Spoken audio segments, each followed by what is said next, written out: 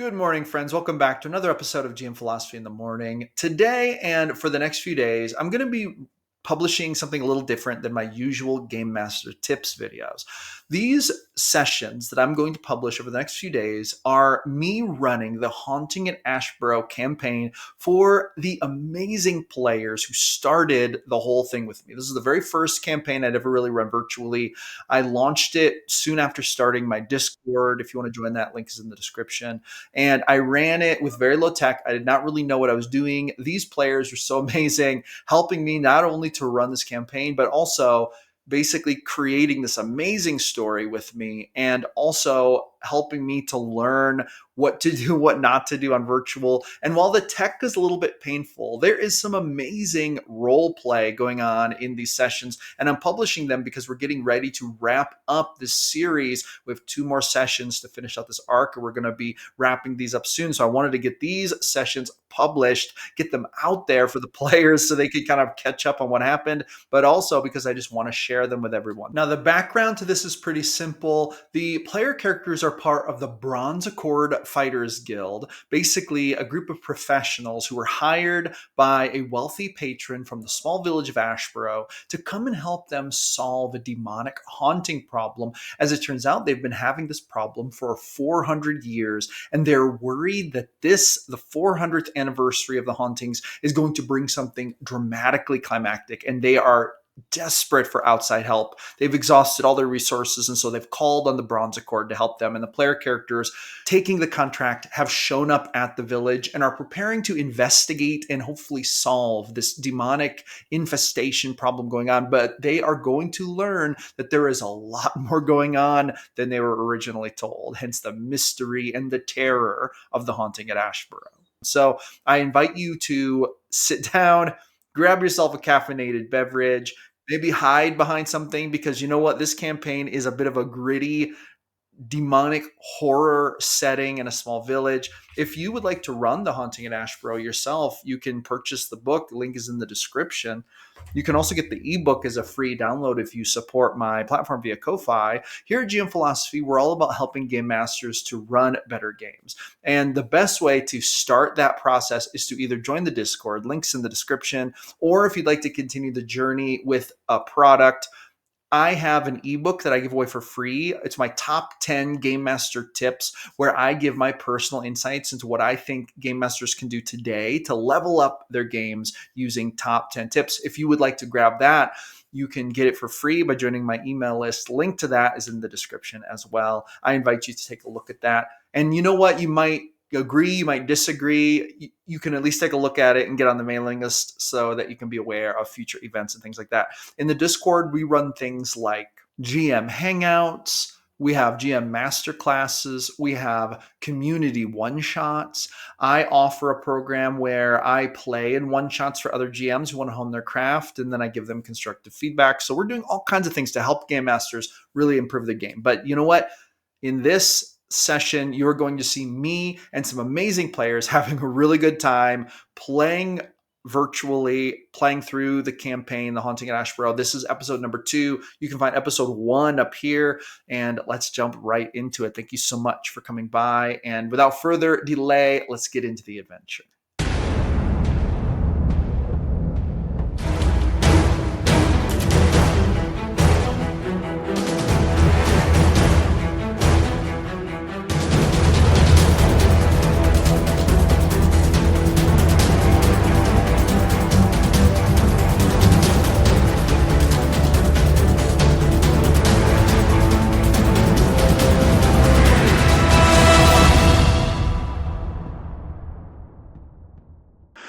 And as you guys approach it, Damien kind of points and he says, "This is the Church of Ashburrow, the Temple of Ziliana." He says, are you all familiar with Ziliana and the worship of her in Thyrendor? I'm more of a man myself, but yes, I do know and I respect. Ah, yes, very good. He says, she's the goddess of grace and renewal. He says, She's revered as the guardian of life and nature, embodying the elves' deep connection to the natural world. She represents growth, renewal, and the gentle light that guides the elves through darkness. Um, Unfortunately, I will tell you this. It has been a matter of, shall we say, concern that Ziliana's church has been so plagued by these hauntings. And let me just tell you, I have heard some stories, and I've even seen a couple things that were quite grisly. As the deaths that occur inside the walls of this church sometimes over the last 400 years during the festival, it doesn't happen every year, but there are cycles of very violent deaths that happen inside the church. And this is a great concern to me, not only because I'm getting ready to be like a priest here, probably for a very long time, but also because I care for our clergy, and to see, I have to use the word evil, to see something evil run so unchecked within the walls of the Church of Ziliana, I just personally, I do not think it's right. And this is why I am so happy that you've come here. All local attempts to cleanse this place have been exhausted. Even the high priestess is at basically the end of her rope. She's out of options. She has no more ideas left for how to put this to an end. And so this is why you are here, and this is why I'm so grateful for your presence here. And let me just tell you, like, I understand that, like, that confrontation back there with Peter and Galadriel, they're a sweet couple. They seemed a little bit let's say unenthusiastic to see you. You might get that response from some, but I am very happy you are here. And there are many who are. And there are many who say that you might be our last hope. If you cannot stop whatever this is, then can it even be stopped? This is a question I think that a lot of people are asking themselves. Anyway, then he kind of pauses, and then he kind of acts like he's just waiting to see if you guys want to say anything. And he's going to welcome you in after you. I'm I sure have a we'll. question for DM too. Yeah. What do these stained glass things look like? Because we wouldn't normally see something like that in such a small village. Yeah. So I would the like to stained perceive glass those. windows. So there's one on the front, and it's right above the door, and it is depicting basically like an abstract depiction of Ziliana herself, and she's walking and she's holding an oak leaf. On the stained glass, it just looks like a green sprig, but you would know from lore that it would likely be an oak leaf. And then the ones on the side, you would kind of have to walk around the courtyard to see the ones to the sides. You really only get a good look at the one on the front from here. As Delante's kind of looking around, does he notice anybody that, like, anybody else in the village? Maybe when we passed by the forge, anyone else that was kind of giving us the disapproval stare or anything like that before we go into the church? Yeah. So right now you're standing outside in the courtyard, and there are people walking up and down the road. Now the road is packed dirt, but it's quite nice, actually. It's a pretty nice road for packed dirt road. And there's people walking about. You see men and women. You see some little children, not very many children, but there are some.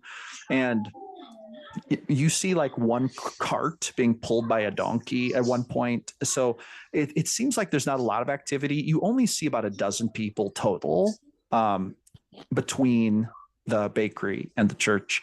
None of them like really pay any attention to you, other than they look at you. Well, I shouldn't say they don't pay attention to you.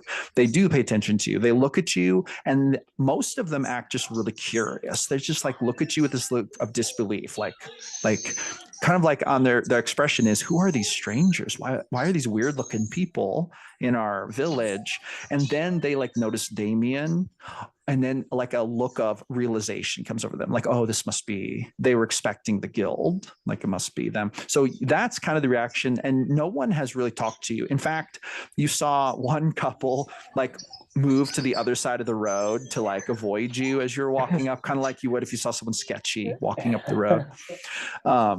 Now, with this being said, I would like all of you to roll a perception check real quick. And when we do that, Because Shiori would have been obnoxiously bowing to pretty much everybody they walked by and everyone they met oh, eyes okay. with. Yeah. Nat 20. I got a Nat 20 on 15 Was perception. perception for Anlin. Yeah, perception. 18. 12. Okay. 16. Oh, you all were pretty good. Okay. Now, first the bowing. You actually got so of the dozen people you walked past, 8 of them did not acknowledge your bow. But one little girl you walked by, she actually smiled and then she bows back. And that's the first person who's returned your bow. And then another older man, like an elf again, when you bowed to him, he bowed. It seemed like he had seen the little girl do it. And so then he followed suit. But those were the only 2 you could get to bow. Really, the other 2, so it was like 8 people just ignored it. 2 people bowed back. 2 other people, another couple, they actually again looked angry at you and just kind of turned around and walked the opposite way. Like they were very, very not thrilled to see you, for sure. Me specifically now, or a group? Well, your group, but when you bowed, there was like a scoff, and that was like the catalyst for them turning around and walking away. Now, Delante, you rolled a nat 20, so you see this before anyone else. You do see that over at the blacksmith's forge, which is actually right across the street, and you do hear a hammer ringing out. Now, there is a tall stone wall that kind of blocks your view, so you don't see the blacksmiths at work. And then there's an opening with a gate that you could walk through, and that's the entrance to the business. But you see a figure leaning up against that rock wall. And she actually has a very distinct appearance, and she seems to be watching you guys. And I'm going to grab an image of her and put it up here.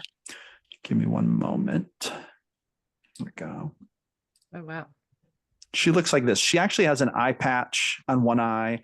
She has a lot of tattoos and jewelry, and she is not dressed typical. She's not dressed in the typical small village fashion. Like a lot of these people are wearing just like a button-up shirt, maybe a vest, simple pants, farming boots, like very simple garb. But you notice that she is not wearing simple garb. She also is not depicted here in the picture, but she has a pretty obvious dagger on her belt, which is actually quite long. It's almost like almost short sword length, but a little shorter. It would be considered a dagger. Definitely not a little hunting knife. Like a it's dirk. definitely like looks like is made for killing humanoids is what it looks like. But anyway, so she seems to be staring at your group very obviously. And then when she sees that you notice her, she kind of gives a smirk and then turns and starts walking away, like south, like away from you guys. And you all see this at this point. Like Delante was the first one to see it, but all of you see it. And if any of you would like to do anything, feel free. Feel like she's going to be trouble, Delante. What do you think? Yes, probably, but we will come to that when we come to that. I would like to ask our contact who that was. He's gonna kind of look. He's gonna put his hand up like he's trying to figure out who you're talking about. And then he says, "Oh, her." He says, "That is." Let me track down this name here real quick. Don't want to get it wrong. He says, "That is El Reese. Her name is El Reese. She is one of those ones I was telling you about. So, there's that like teenage cult here, Teenage gang. and she is she's pretty into it as far as I can tell. Yes, it does not seem to be a good scene, unfortunately, and you can tell how she's sort of dressed in a rebellious fashion. Hadn't noticed. Yes. Those in the village who know her, they tend not to care too much for her. She does have her circles. She never comes to church, so I don't really know her very well. But anyway, then that seems to be all he has to say on the subject. I find I'm wild, not reckless, and we just got here. Let's settle in and get our feet on the ground, so to speak, before we cause any trouble. He's going I to agree. say, To find me. he's going to say, are you ready to be introduced to the high priestess? I believe so, unless any of you would like to. I'm ready to begin. This is already proven to be quite a mystery. I want to get to the bottom of it. Damien's going to say, oh, I'm really happy to hear that. Do you think at this point, do you feel like you can solve it? Do you have any theories? One theory. He seems to be kind of like asking hopefully, like he really wants this to get solved. It looks My like. theory, Gusty is the one that's kidnapping everyone. And no He one's looks just very seen surprised. no one's seen You're him do it. kidding.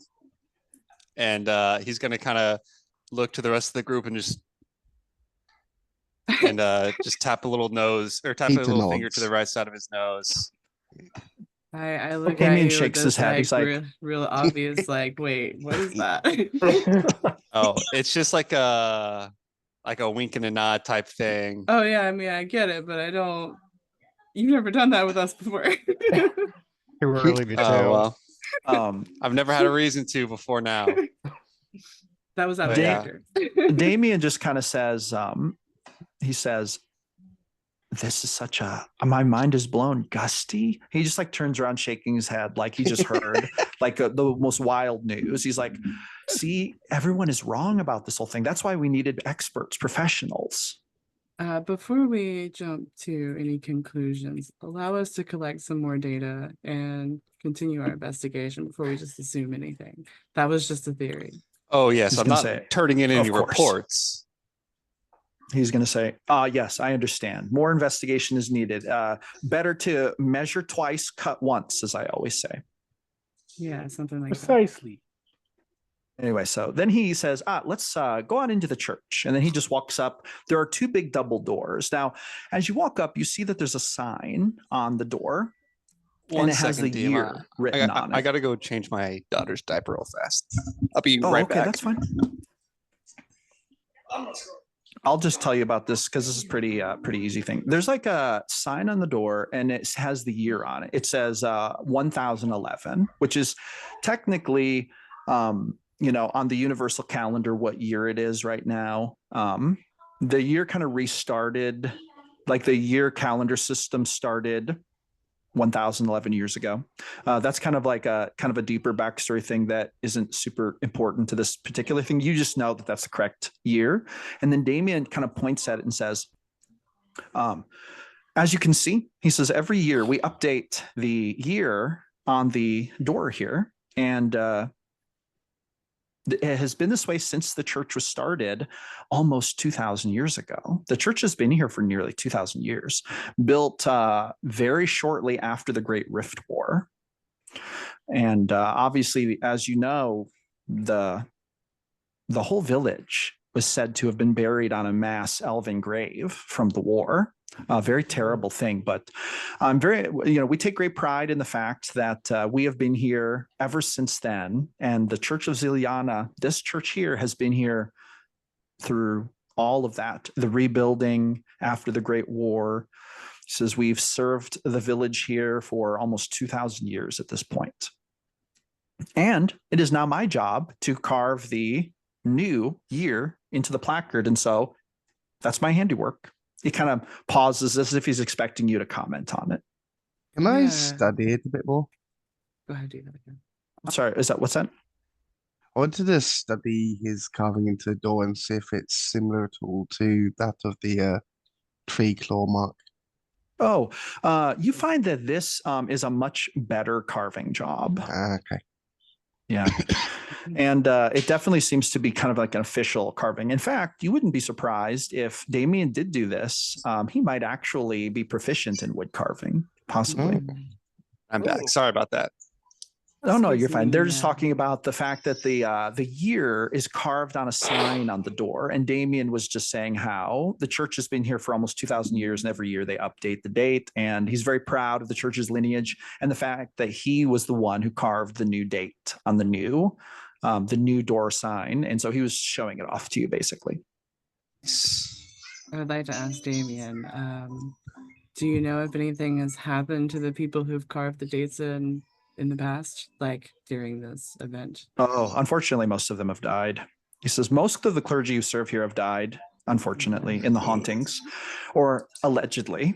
He says, I guess it's possible that there are murders being blamed on the haunting, but he kind of shakes his head. It's pretty incriminating. Whatever is haunting this place is killing clergy members like a cat kills mice. And while I would love to be a martyr for Ziliana at a certain place in my heart, I will admit I don't want to die. Yes. Are we in the church at the moment? No, you're just Okay. outside the door. Yeah, he's just standing here talking. And then basically, whenever you guys are ready, you can proceed. Before Damien seems to be quite a talker. And you're starting to get the feeling that he seems to be a super nice guy, but he doesn't seem to be a rocket scientist by any stretch. And he also seems to like not be good with details. Like he kind of like has already told you several things that like were kind of seemingly a little out of context. And I don't know, just like maybe you're looking at a guy with like really, really good nature, not super high intelligence score kind of thing. Mm. You're also getting the sense that if you want things out of Damien, you may have to ask, because he doesn't seem to like think about volunteering information very often. Gotcha. I definitely But picked anyway. up on that. Yeah. Before we go through the pathway into the door, before we go into the doorway, I would like to do a brief prayer to the goddess of this temple, just asking her to allow us safe passage in her village. And then I would also like to hand Damien one of the protection talismans that I have and just tell him to be safe for the next few days. He's going to accept it with gratitude. He says, this is very kind of you, and I will accept this because I will admit the next few days are the days of the festival, and I am afraid, actually. I know that might sound weird for a clergyman to admit, but I must be honest. Now, when you offer your prayer, how serious is it going to be? Just like a quick little thing, or are you going to like kneel, or like how serious is Shiori going to be about the prayer?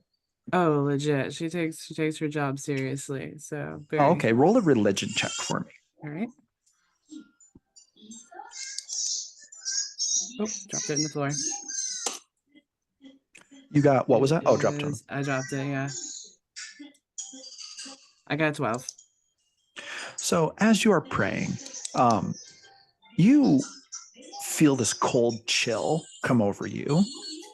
And as you look up at the stained glass window, you see the light hit it, and it seems to glow with a certain sort of brilliance. And for a minute, you're like, man, is that something that's happening because of my prayer? Or is that just my eyes? Like, is just the clouds are moving, or what's going on here?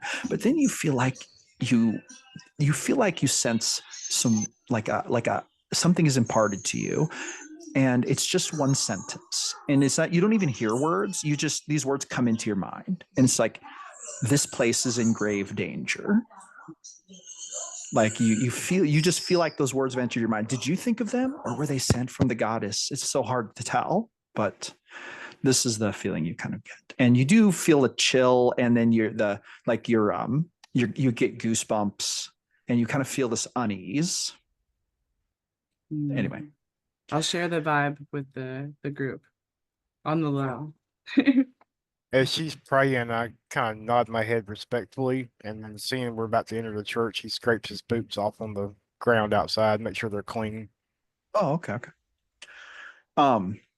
You do see that the grounds are meticulously kept and very clean. And as you guys step through the threshold to walk inside, you're greeted by what looks like a very wide open, actually a single room. So it's all one room.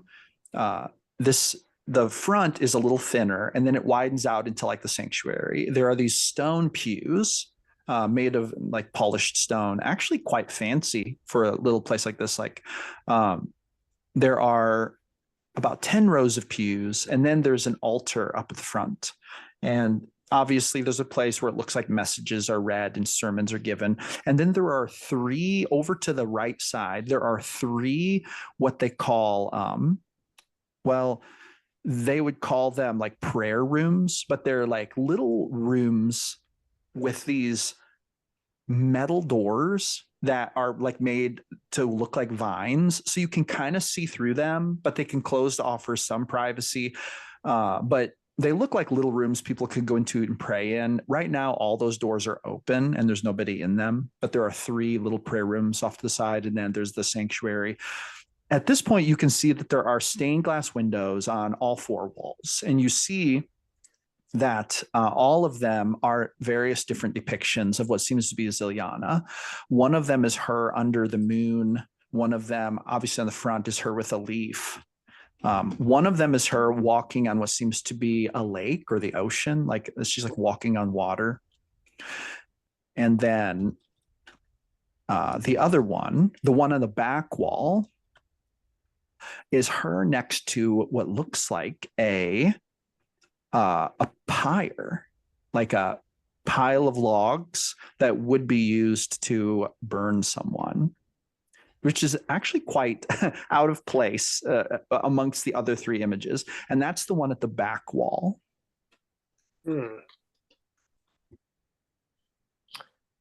Damien. Now, go ahead. What is that picture back there signifying exactly? He says, yes. He says, so that picture is the newest. There was an older stained glass window that unfortunately got damaged some years back. This has probably been about 100 years back.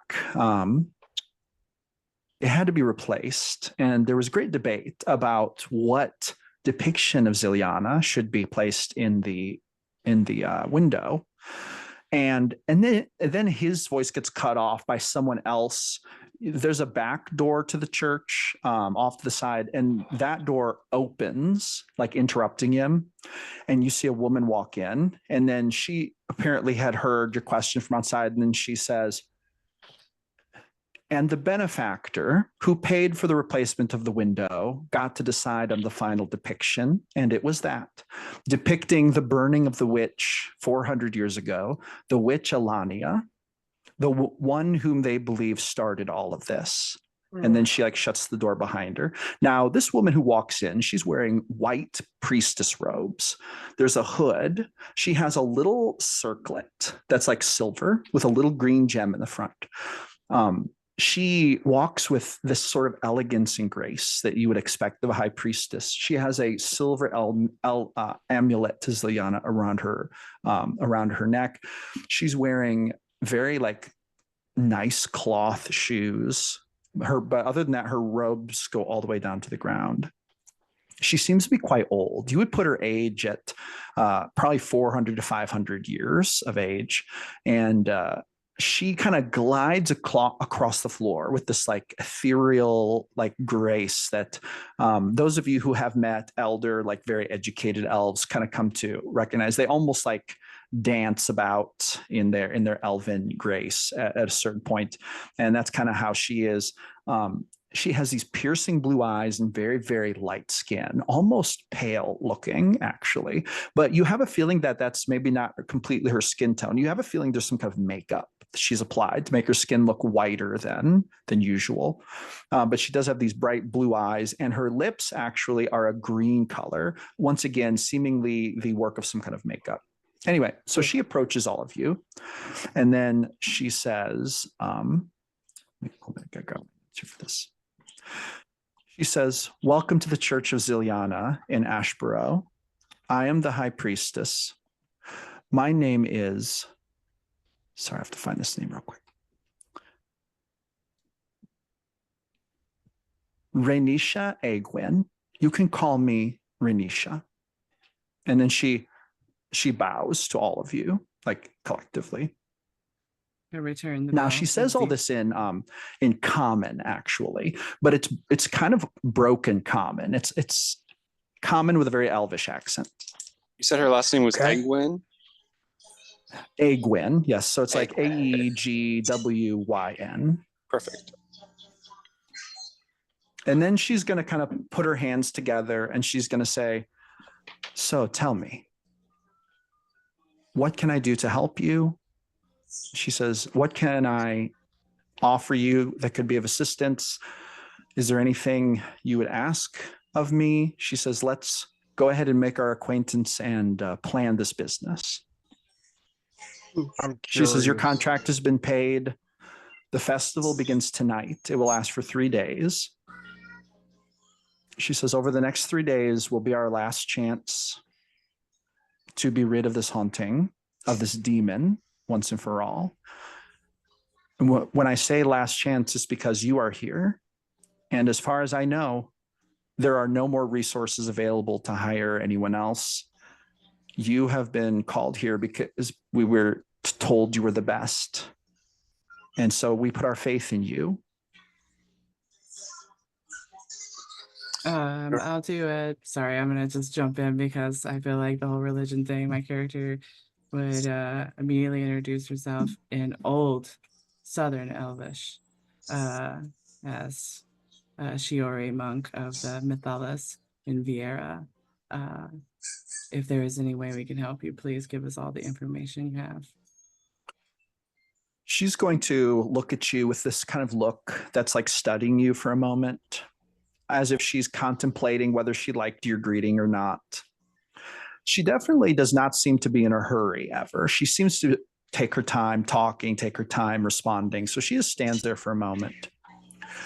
And then she will say, I believed you received a letter with an explanation as to the issue. Have you all read this information?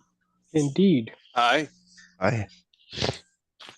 She's going to say, it is believed that the haunting started with a witch burning, which took place about 400 years ago. Actually, exactly 400 years ago. She says, as of 2 days from now, the end of this festival will mark 400 years. The festival we are beginning is called the Festival of the Veil. It is believed that Alania, the witch who was burned 400 years ago, comes back every year to commemorate her burning, to punish and seek vengeance on the village. There have been sightings. We have collected numerous accounts over the years. The wolf Gusty comes first. This is the pattern. At night, you can hear his mournful howls, and this is what tells us that Alania's spirit has begun to stir. On the first night of the festival, she begins to stalk the village. She says, the festival is a somber one here. Some of the villagers leave offerings on their doorsteps to appease her so that she'll turn away and not enter their homes. There are also ceremony points around the village where the church leaves offerings, hoping that it will appease her and she will not enter the village. And of course, we leave offerings at the doorstep of the church, because the church seems to be the nexus of her most predominantly violent activity. Her presence here is accompanied by strange occurrences, supernatural phenomenon. Sometimes it's livestock and pets that go missing. Sometimes small children go missing. Sometimes someone forgot to lock the barn door and they run outside quickly to do it, never to return. Disappearances,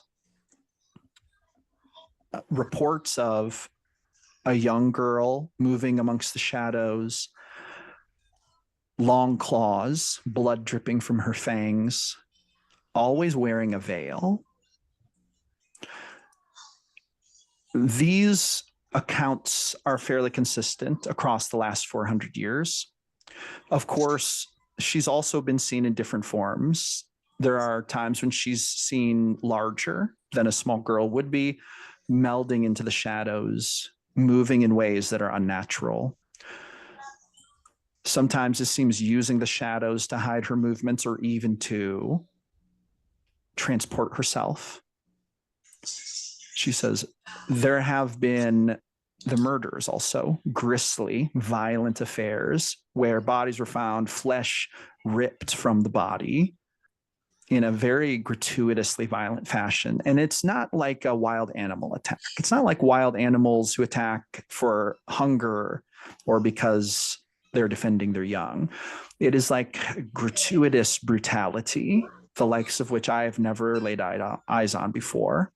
Bodies just mutilated in an incredibly violent fashion. And those murders always take place right here within the church. She says nearly 100% of all of the actual confirmed murders that have occurred in the village during the festival have occurred within the walls of this church. And it was always clergy who were targeted or family of clergy. Our wards granted us by Ziliana seem to have no effect. We have exhausted all manner of religious ideas and devices to try to keep this haunting at bay. There is one thing that there are reports of, legends say, has been useful. I don't know if this is true, but some 300 years ago, a priest was said to survive an attack and claimed that he was able to strike whatever it was that was performing the haunting, the demon, if you will. He said he was able to strike it and actually deal damage. It seemed to shriek and vanish. Is And the priest still present? no, unfortunately, he was lost in the following festival. Uh, She says, however, legend says that the way he was able to inflict pain upon the creature was by using holy water on a weapon. And then she kind of opens her purse and she says, I've been preparing for you to arrive for some time now. And I have prepared, she says, I've prepared 10 vials of holy water for you. So she holds them out and she gives each of you 2 of them.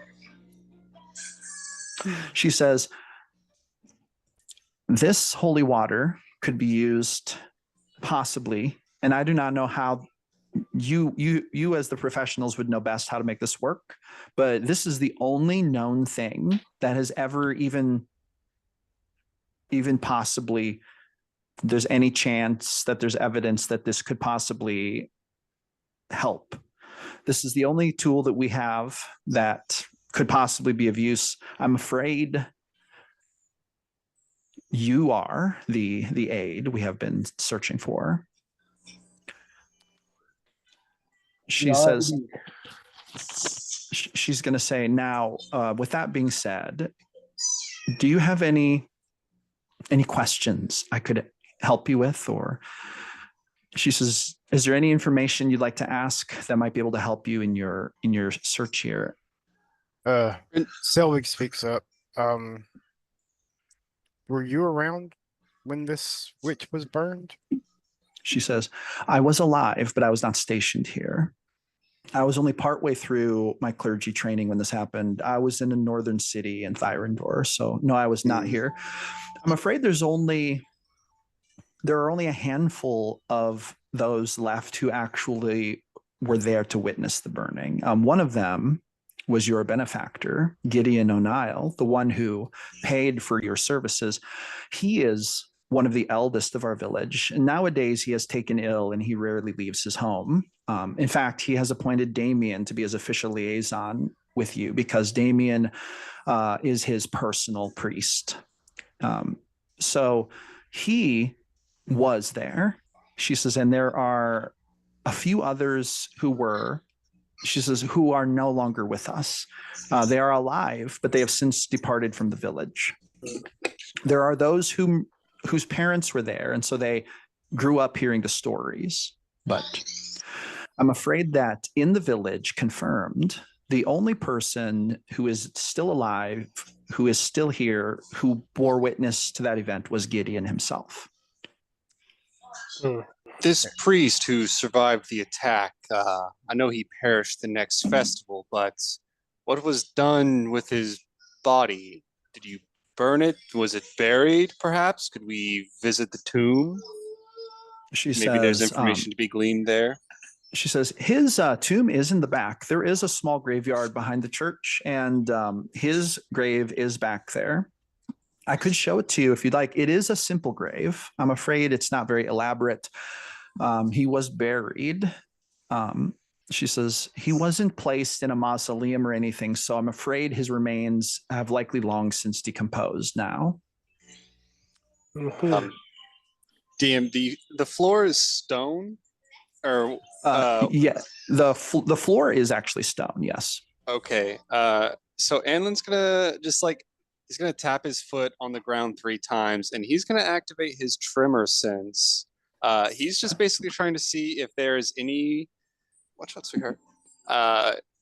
Any like people, things, creepy crawlies crawling around like underneath the church, like perhaps there's some sort of basement or crypts that she's not necessarily telling us about. So when you tap your foot, at first you feel only the people in this room. But then there's a little something else. Now, does your tremor sense allow you to determine direction? Yeah, so I just get tremor sense with a range of 60 feet. So if there's anything that's crawling around on the same like adjacent stone that I'm touching at the moment, I'll be able to know where it's at. Got you. Okay, so at first it's just the people who are here, but then you do feel a little something strange coming from basically the back right part of the church in the corner. Are you going to look over there? Yeah, most definitely. I not like obviously, but like I'm just gonna kind of like, oh, nice. You know, I'm just kind of like taking in the scenery, but I am glancing in the area. So when you glance over there, roll me a. I think it's the best thing is going to be roll me a wisdom save really quick. Oh, interesting. All right. So one thing you do I got an 18. Okay, very good. So one thing you do see is that you see that corner looks a little dark. I mean, it's like, okay, it's a dark corner, but then you kind of look at the way the windows are and it shouldn't be dark. There shouldn't be a shadow there, but there is a shadow there. And then your character feels this dread threatening to come upon him. However, you are able to resist it. Your steely mental constitution seems to protect you from what almost felt like some kind of supernatural fear type thing. But then your tremor sense moves again, and then you see the corner. Now there's no shadow there, but you feel it in the opposite corner on the left side. And when you look over there, now there's a shadow there that wasn't there. And this is all happening like the high priestess is talking to you. You're feeling these little light tremors, but as far as you can tell, no one else has noticed this. Now, with that being said, I'd like to ask everyone else if they would like to do anything at this point. If you would like to see if your character notices that, you can roll a perception check because you could see the shadow. I am going to just kind of like move my quiver of javelins in a way that it hits Delante, and I'm just going to kind of crack my neck as I gesture his attention. Okay. If you do this, Delante, you see what he's. So you basically see in the corner, there's like the shadow. And the more you look at it, the more you realize, wait a minute, the sunlight's shining there. Like, why is there a shadow? Yeah. And like the grin I had listening to the high priest kind of like slowly fades as Anlin kind of gave me the heads up. And now it's at the point of like, I'm not even listening to the priest. I'm like scaling out what's happening in this facility. Would you say it's similar to what we experienced in the forest with Dusty? Well, when you saw Gusty, there didn't seem to be unnatural shadows, but these seem to be unnatural shadows, which is a slightly different, seemingly phenomenon that was not present in that encounter. Okay. Rolled a 21 on perception. So you notice it as well. And with a 21 perception, you seem to detect it's getting darker as the seconds tick by. It's just very slowly getting darker. And the shadow seems to be creeping out of the corner, like getting a little bigger as the seconds tick by. Not like very fast, very slow, but it is. I You notice that with that perception check. I very subtly heft my club. Damien, who seems completely oblivious to what you guys are seeing, notices that you heft your club, and then he's like, "Do you believe that could be effective against whatever's haunting this place?" Where's Damien standing? Damien's actually standing next to the high priestess. His back is to that corner that's getting dark. He's between you guys and that corner. And the high priestess is on the other side. Like, she's on the side, Anlin, where you saw it the first time. That was behind her. Now it's behind Damien. If I'm able, I'd like to move myself between the corner and Damien. And as something does that, I'm gonna gesture, Damien, come here, please. You have a little speck on your. You said he had like a necklace or something, correct? He has an amulet of Ziliana, a bronze amulet. And I'm gonna like take some as I gesture him to come towards me. I'm gonna take some of my green cloak and shine it up a bit. The minute you say he has something out there, he suddenly looks worried. He's like, "What?" And he like looks down as if to check. To worry. And then suddenly you guys hear this loud noise. The front door, which was left open, slams shut. You hear this like wind fly through the church, and all the doors to the prayer closet slam open, like very forcefully. And then the room goes dark with a seeming magical darkness. Everyone roll initiative. And just FYI, DM, I still have tremor sense for 10 minutes. Very good. Yeah, no, when this happens, you feel the tremors getting stronger in that corner behind where Damien was, like that same corner that you still feel the tremors back there. Also, note for the DM, I was going to say it was a minute ago, but I was like waiting my turn. Go for it. Yeah. I would have definitely, because I have protection from good and evil, I would have purchased 2 flasks of holy water. So I would technically have 4 now. Okay, very good. Just gave me 2. I got a 15 on initiative. Okay, so we got a 15. I got a 20. 20 also. And Lynn got a 14. I got a 7. Who got the 20? I got a nat 20 and then plus 3 initiative, so 23. I got Is that 20. Is that okay? So Shiori has the highest. Shiori, you are gonna go first. You've got initiative. The room is completely dark, and you can't even see the stained glass windows. You do, though, have what seems to be a little bit of low light vision just in the middle of the room. You can see your compatriots, and you can see Damien and the high priestess, but it seems as though your vision fails beyond that small circle in the middle of the room. What would you like to do? The high priestess and Damien both look shocked. Okay. Crap. That's scary. So I immediately slide on my mask, knowing it's not really going to affect that, but put it on because I know we're going to work.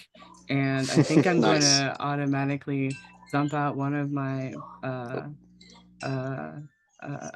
holy waters onto a seal and run up and put it on the high priestess and cast protection from good and evil on her. Okay, so you run up to her, put the seal on her, and you cast protection from good and evil. Do you have any other actions you'd like to take? And I guess I'll just, let's see if I can do this really quick. I think I can.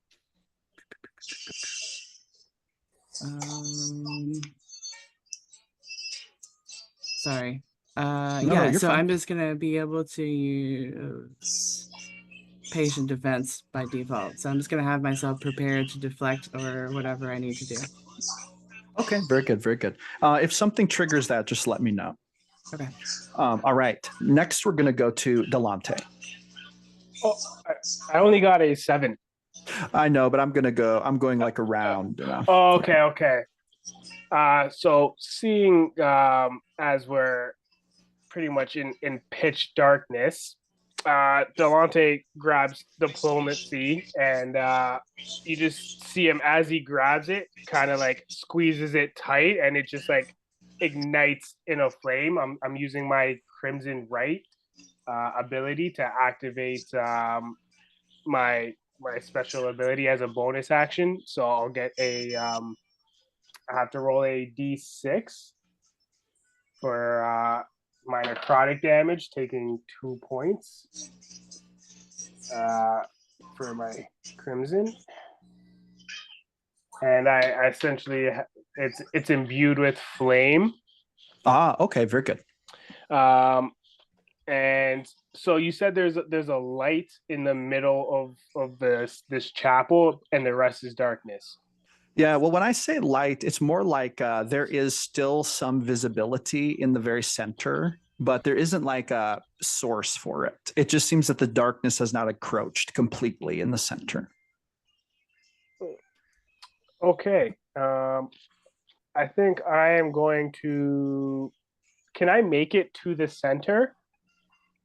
Yeah, you're very close. You guys are all within 10 foot of the center of the room. Okay, I'm gonna get to the center where there's somewhat like some light still. And okay, can I do a look around? Can I see anything moving?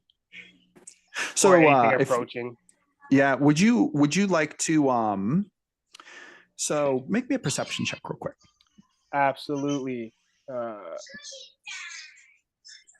Now, and then your tremor sense is going, obviously. So if something moves, at least if it's causing tremors, you will feel it. Thus far, though, you have not felt whatever is causing a tremor move from that corner. Do I see anything with my dark vision now that it's pitch black in this church? I have 120 feet of dark vision. If not, it's whatever. Yes, I was just curious. No, you do. You can see through the darkness, and you see into that corner, but the corner looks dark to you. So that's the only, like, you don't see a particular form. You just see kind of like a dark space. But the rest of the room is visible to you because your dark vision has far enough range to see the whole inside of the building. Oh, Delante, what was your perception check? 9. You look around and all you see is darkness. Okay. Bonus action movement. Can I ready an action? Oh, take the ready action? Yeah, just ready an attack for anything that comes. Not anything, but if something hostile comes within my range.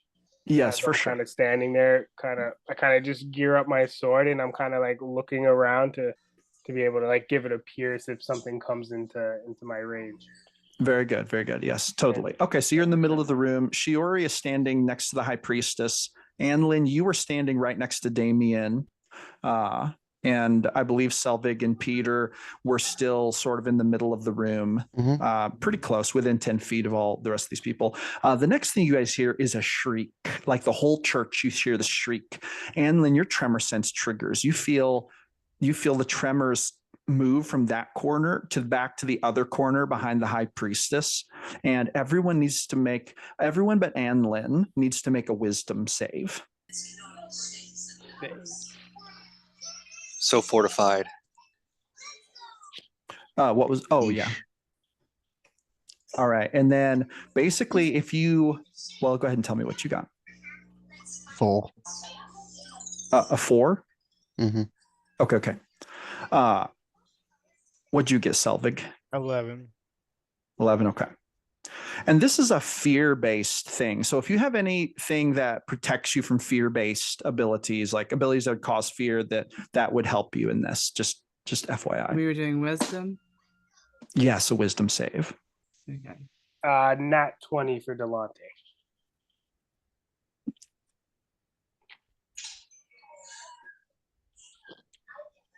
$23. So all of you, except for Peter, save against this. You feel when this shriek happens, you feel this sense of dread threatening to come over you that seems like it would maybe freeze you up in fear. But all three of you resist it. Peter, on the other hand, you sense this dread and it seems to grip you. And for one round, you are stunned, unable to take an action. Mm-hmm. It is as if you are frozen in fear temporarily by this shriek. And then the the shadow, I'll say, seems to, like, you see, like, Anlin, you hear or you feel tremors move from the corner toward the center of the room, and whatever it is bolts from the darkness, rams into the high priestess to where she tumbles to the side and launches itself right at Shiori. Shiori, you see a figure that looks somewhat like this, if you can see my screen share, Oh, yeah. leap from the darkness. And it attacks with a shriek, claws gnashing. Does a 12 hit? Nope. Okay, it does a 19 hit? That definitely does. Okay, so the first attack fails to get past you. You dodge and deflect and wham, wham, wham, but then suddenly slash, you feel hot, razor sharp claws rake across your side as you take 14 points of damage. Okay. And this will be slashing damage. I have deflect attack as a reaction. So it is Very good, very good. 1d10 plus my dex. Now, all of you see this 11. form. 11? Okay, okay. Does that mean that it takes off 11 points of the damage, basically? Yes. Okay, Yes. very good. So you only took, it'd be 3 then. Okay. Okay, so you get slashed. You guys see the elf the monk expertly kind of like dodge these attacks, but they look very dangerous. All of you see this creature basically plant itself right in front of Shiori. It is very close to all of you. You're all within 10 feet of it. It is Anlin's turn. All right. I'm immediately. So sorry, it didn't come within my 5-foot range. No, I'm sorry, Delante, you're right. You readied an attack and you can take it now. It is in your range. Cool. Get it, Delante. Does a 17 do it? A 17 does hit. Roll damage. Cool. While he's rolling damage, DM, I have the polearm master feat. And I have a halberd, so I have a 10-foot melee range.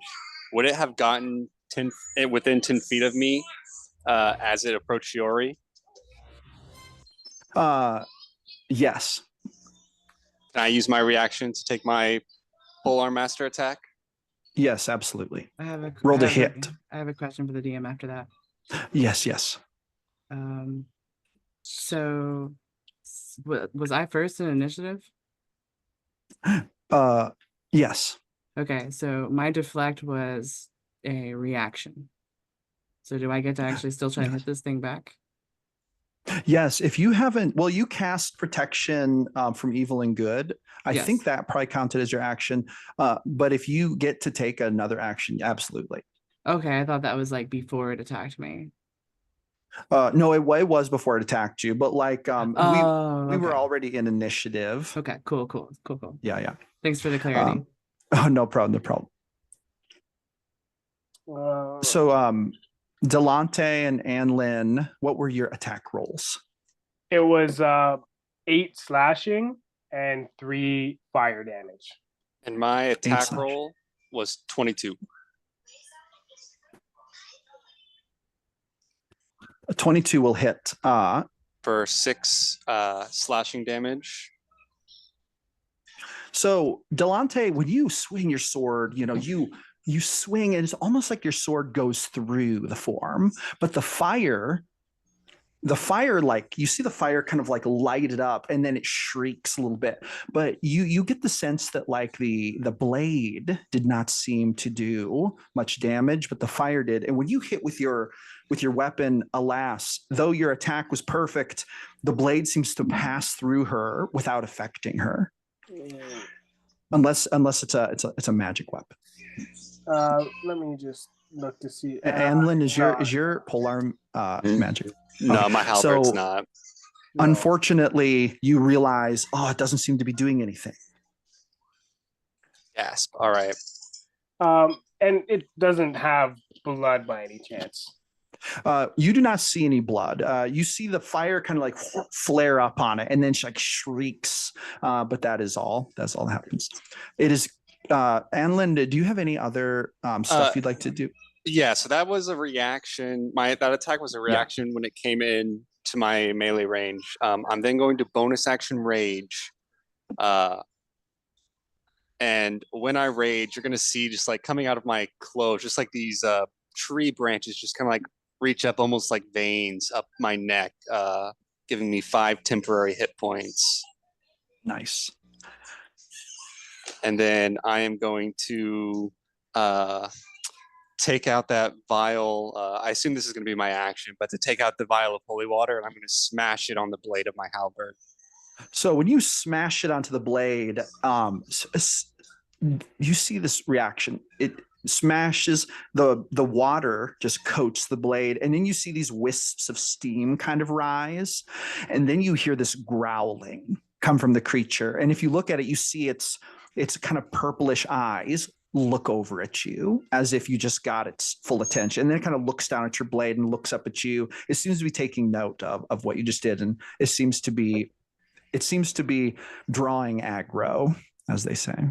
You'll be tasting this blade soon enough. And that's going to be the end of my turn. Okay, now it will be Peter Octavian's turn. Is the one I skip the turn I skip or the next one? Oh, I'm sorry, what's that? Is this the turn that I'm stunned? You said he was stunned? Because he failed his I'm sorry. throw. You are correct. I'm sorry. I was trying to remember. Okay. Then yes, your turn comes and you're just frozen. You see this all happening. You're like, oh my God, like what's going on? And then the turn is going to pass to Selvig. How big is Selvig, this it is your room? turn. I'm sorry, what's that? How big is the inside of this church? So the church is 30 feet across and 60 feet long. Selvig spreads his arms wide, reaches down chanting, and touches his shillelagh to the floor and casts daylight. And it floods the entire room full of daylight. And then Very he'll nice. cross his arms and actually cast shillelagh on his weapon. Nice. And then he'll So- get close.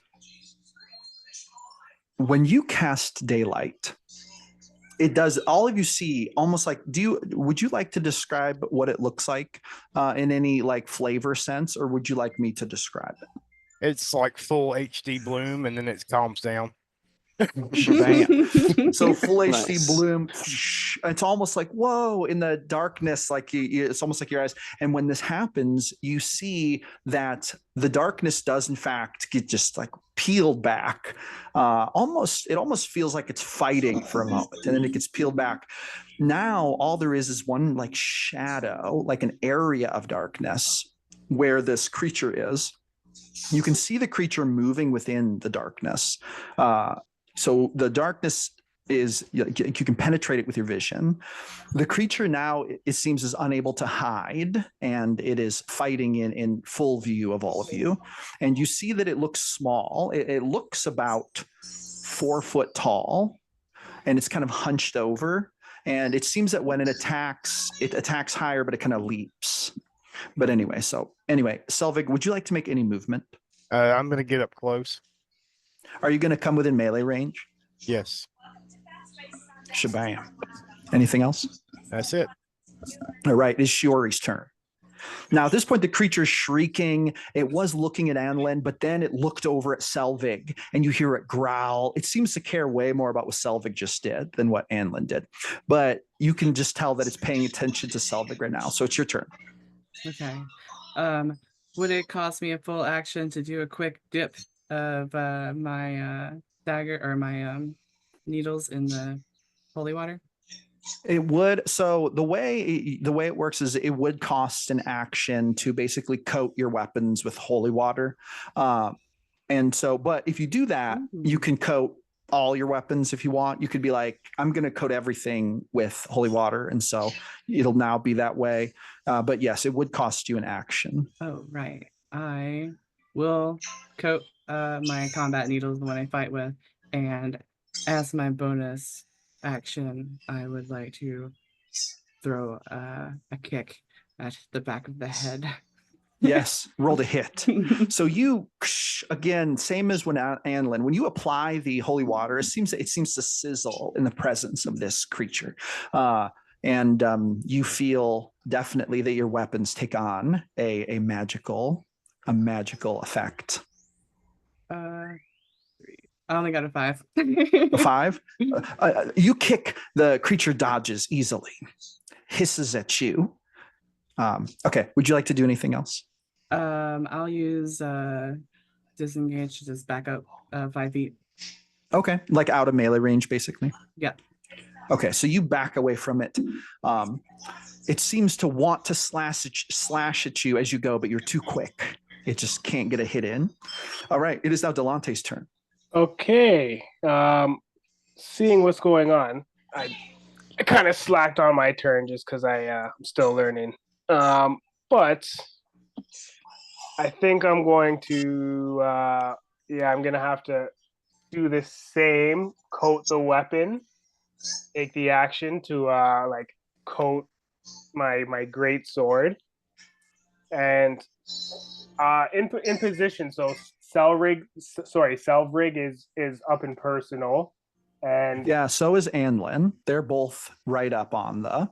and she already backed up her 5 feet, right? Yes, yes. I think I'm gonna close the gap and make sure we're surrounding this thing. Okay, so the three of you get around it. You kind of go around behind it. I'm assuming kind of around Selvig. Yeah, exactly. And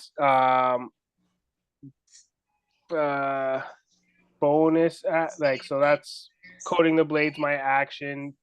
Did a bit of movement for the bonus there. Looks like I come online next turn. For my bonus, I guess I will. Do I have? Let's see.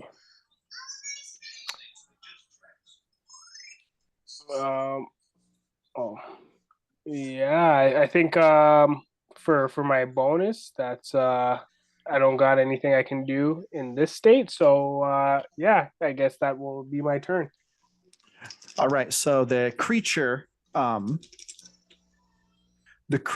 looks around at the three of you, basically surrounding it. I say her because it does at this point seem to look a bit like a very demonic version of an elf girl, but with long claws and teeth. And so she looks at the three of you, and she actually attacks Selvig with one claw attack. Does a 19 hit, Selvig? Yes. It would be 20 points of damage, almost max damage. And then she swings at Anlin, and that's slashing damage, by the way. And then she takes a swing at Anlin. Does a 13 hit? No, 13 misses. So swings, you see like sparks fly off your metal as she. Or are you wearing metal armor? Yeah. I'm wearing medium breastplate armor. You see sparks fly as her claws rake across your breastplate, and you see like scratches left on it. But thankfully, the implement blocked her attack. And then she gives another screech, and she seems to attempt to cast a shadow onto Selvig. Like, Selvig, you can make a dexterity save to avoid this. Seems to be like a shadow kind of come down as if she's trying to make it dark around you. 19. What was it? 19. Okay, so she attempts to enshroud you in darkness, but you are too quick and you evade the ability. You hear Damien shout from somewhere, "That's it, you're getting her, get her." He seems to be like cheering you on. You hear his voice coming from one of the prayer booths. It seems that he has taken refuge in one of the prayer booths. You also see that priestess, the high priestess. She stands up, she like reaches out her hand, and then you see this shimmering staff come out of like seemingly nowhere, and she grips it, and then she like basically readies it, and she doesn't have another action right now, but she seems to be getting ready to join the fight. It is Anlin's turn.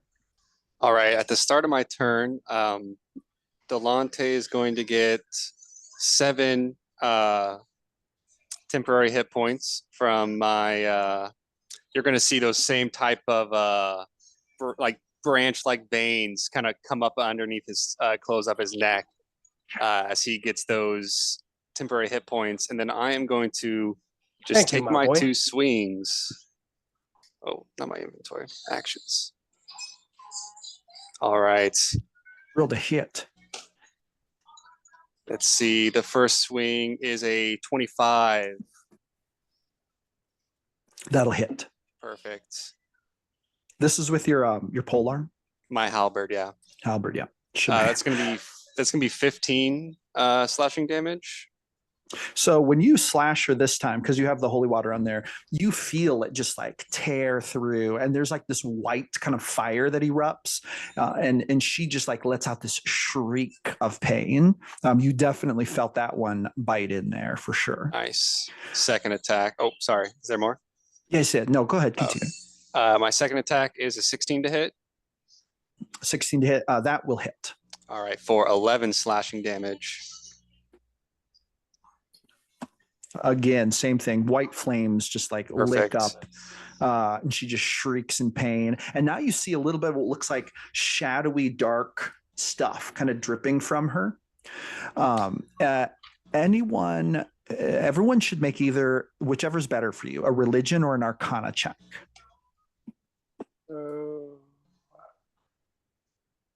17.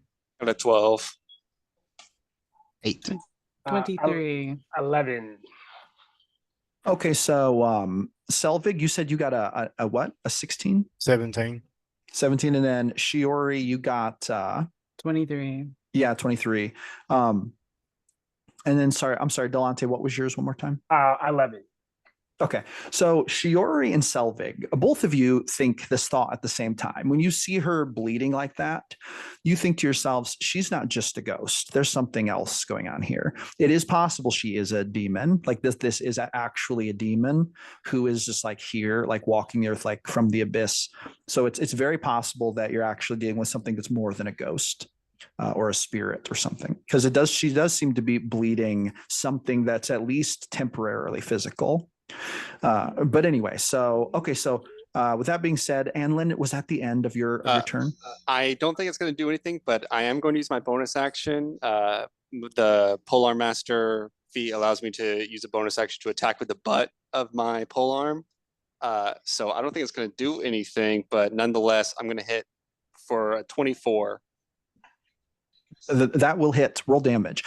You see that as you swing, you hadn't noticed it, but the holy water had run down the staff of your weapon, Nice. coating the whole thing. So when you hit with the butt, there is like a spark of white fire, and it seems to, you hit her in the face, and she's like growls. How much damage was it? 8 bludgeoning damage. Okay. And then that's the end of his turn. Very good. It is now Peter's turn. Okay. I'm going to cast as a bonus action magic weapon, which makes my spear magical. And then I'm going to cast True Strike to try and hit it with the spear. Okay, so the sorcerer casts magic weapon. The spear glows with a magical hue, and then you also cast True Strike. You see the tip of the spear sparkle with a bit of energy. And I roll 11. An 11 to hit? Yeah. Unfortunately, the attack misses. Wait a minute. Doesn't True Strike give you advantage? Yeah. Does Did it? you roll with advantage? Yeah. Yeah. I don't know if the new rules do. Let me double check.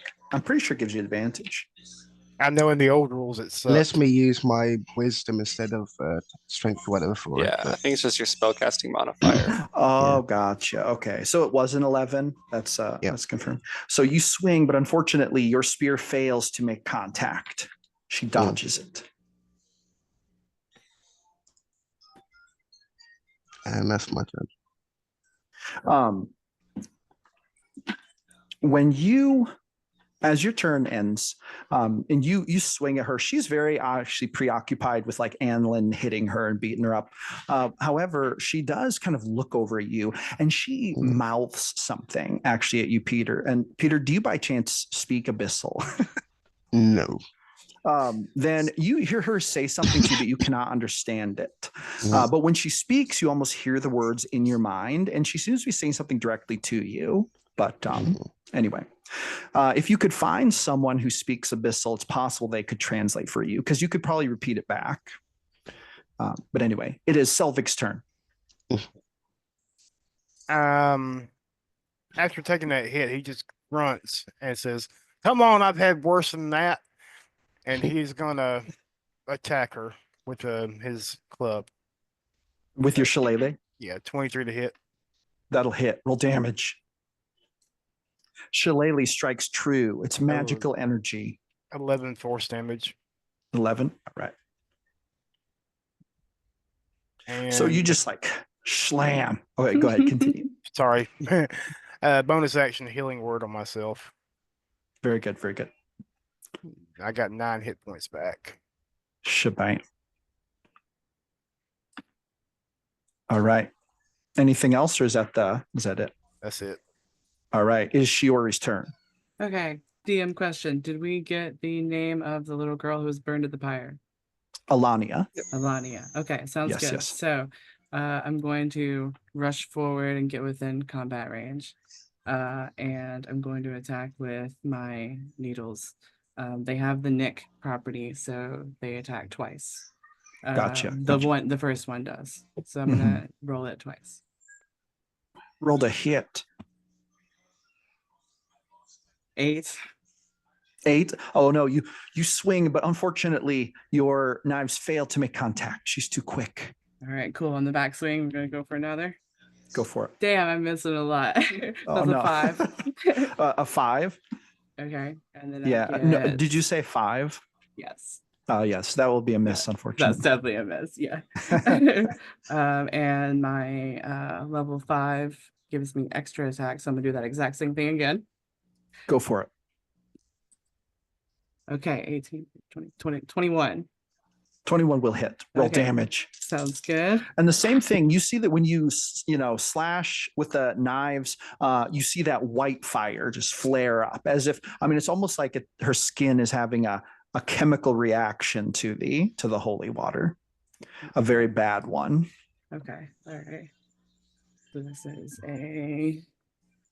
I got all these notes, but they're everywhere.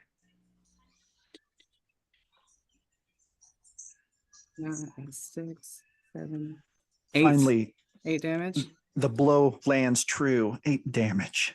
All right, and then I have one more unarmed attack. This one I'm going to use punch and grab, grappler ability. So I'm going to try and hit her with a palm strike, and then try and grab the fabric and pull her into like a headlock. Okay, very good. Roll a hit. 17. 17 will hit. All right.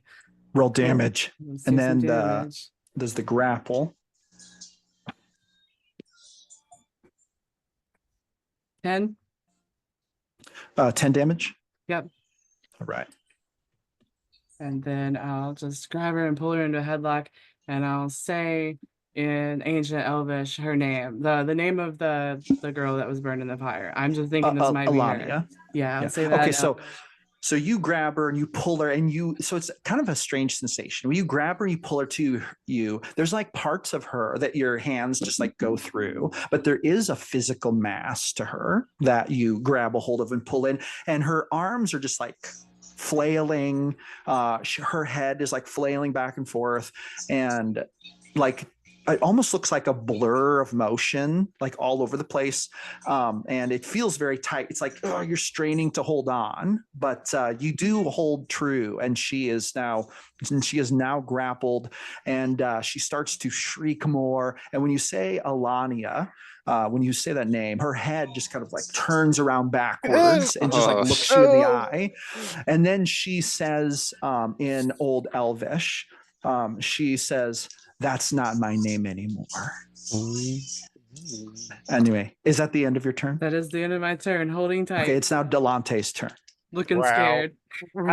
So I have my blade ready to go, and as I see Shiori kind of come with a flurry of blows and get her in a grapple, I say, just like the basilisk. And I rush in, and I'm gonna go for my strikes. Only a 12 on the first one. A 12. Now, if she's grappled, I believe you have advantage. Oh shoot! Yeah. Also, I'm gonna call out, don't miss like last time. 15. A 15 will hit. Okay, so now it seems that she's easier to hit while being grappled. She can't jump around as much. Her armor class is a little lower now. So I actually rolled a 1 and a 2 on my hit dice because I have Great Weapon Master. I'm allowed to re-roll those, I believe. Okay, go for it. So I'm gonna re-roll my damage here. Double ones for five points of damage. 5. Okay. Now your weapon had the holy water. Did you do that? It does have the holy water. I'm gonna add my D6 from my Crimson Right for another 1 damage. Very good.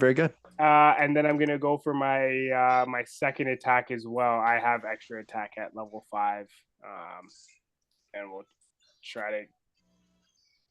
Now, Shiori, as Delante is hitting her, you see the white flames are licking up. They're even kind of shooting in your face. You kind of have to dodge, to keep from getting hit by these white flames. But you do feel something. You feel her starting to get bigger, and she's starting to get harder to hold on to. And then you hear her like growl in a low tone, like a low, kind of like when a cat growls really low, like, you hear her start to make that noise. You're not sure what's going on, but she hasn't really acted like this before yet. So this seems to be a new thing. Okay, go ahead, Delante. I'm sorry. Finish your. Yes. Sorry. Like I'm still learning a lot, but like I also have Savage Attacker, so I could have technically re-rolled those double ones, but we'll move on for next time. Okay. You can re-roll them if you'd like. It's okay. I got 23 to hit for the second attack. That'll definitely hit. And we're looking at 8 plus 9 damage for the second one. 9 damage. All right. Little rough there, but once again, white flames lick up. You see that she has cuts all over her body. She seems to be bleeding from many different places. But she does look to you like she's getting a little bigger. You're kind of like, is it just me, or does she look like she's growing? I'm like cleaving into it, and as you're cleaving her, you're like, the target's getting bigger. Is that, or are my eyes deceiving me? Anyway, is there anything else you'd like to do for your turn? No, that's everything from me. All right, very good. So now, at this point, the high priestess, she actually raises her staff and she shouts some words in Elvish, which those of you who speak Elvish hear. She's basically saying, "Time to die, you foul creature." And she lunges forward with her staff.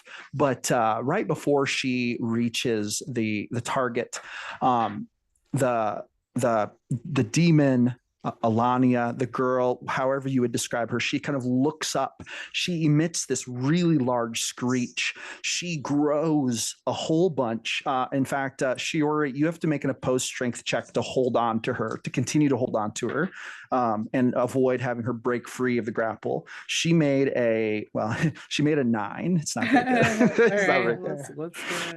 And as a monk, I can use my dex instead of strength. Yes, I believe so. 2024. 18.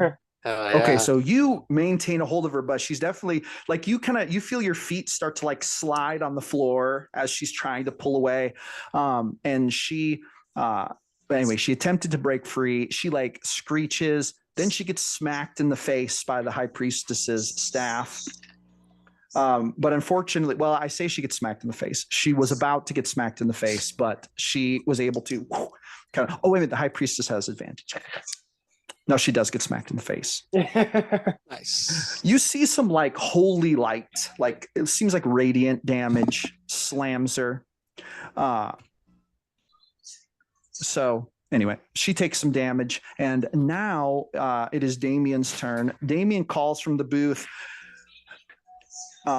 He shouts out from the booth, "Is it over? Is she still alive?"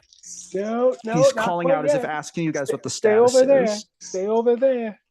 Are you gonna tell him to stay over there? Yes. He's like, I'll whatever you fight say. Okay. Now it is actually Alania's turn. She already tried to break free of the grapple. She failed at that. Now she's going to attempt to. She's going to make an attack, but can she? I don't know if she doesn't.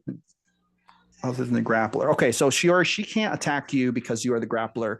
So she's instead going to swing one at Delante. Oh, go ahead, Delante. So she like has some type of blood in her system, or is it like Yes, and you see it dripping on the floor now. At this okay? point. So at Yes, this yes. point, with her attacking me, I'm going to use my blood maledict. So essentially, I kind of put my hands together and I take another 6 points of necrotic damage because I'm going to amplify it. And Okay. It's Curse of the Eyeless, which means I'll be able to. Sorry, let me roll my. Oh, go for it. She's also taken a swing at Anlin too. So I'm actually taking the full 6 damage wise here, but I get to roll a d6 and subtract that from her attack rolls. Gotcha. Okay. Anlin, she swung at you with a 9. Does that hit?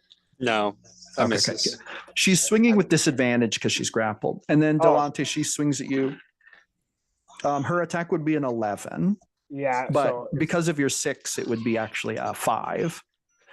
Oh, So- I roll it like it'd be like go for it. She misses anyways, but -4, so. Okay. So definitely misses, even more so. Do you want to describe what it looks like for flavor when you do that?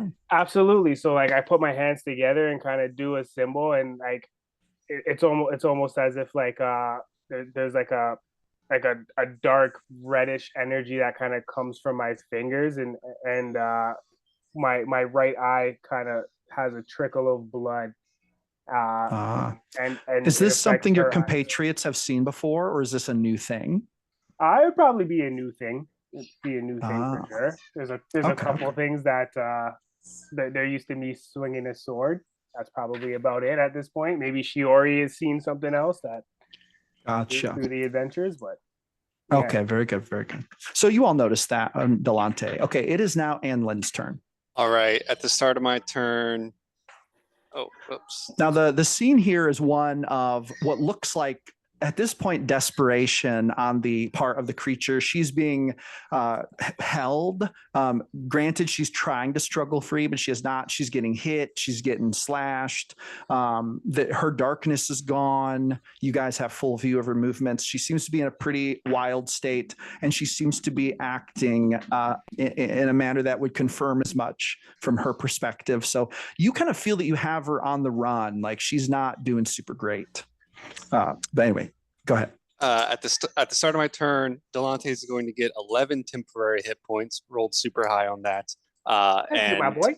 Anlin's going to say, "Dry those tears, my friend." Is like one of the like wooden veins comes and like dries it for you. And then I'm going to take my 2 Gentlemen swings. as always. The first hit is to 26 to hit. 26 will hit For 11 slashing. The second attack probably misses with the 10. He's still grappled, right? Yes. Oh, you get advantage. Oh, wow. Okay, they were both 10s. So yeah. Oh, a 10 actually misses. Yeah. And then my bonus action with the butt of my polearm. 21 to hit for that will hit 7 bludgeoning damage. Gotcha. And then that's the end of his turn. All right. It is now, okay, so just to give you guys a little bit of math, the total amount of magic damage you've inflicted at this point has been 119 points. So it is Peter's turn next.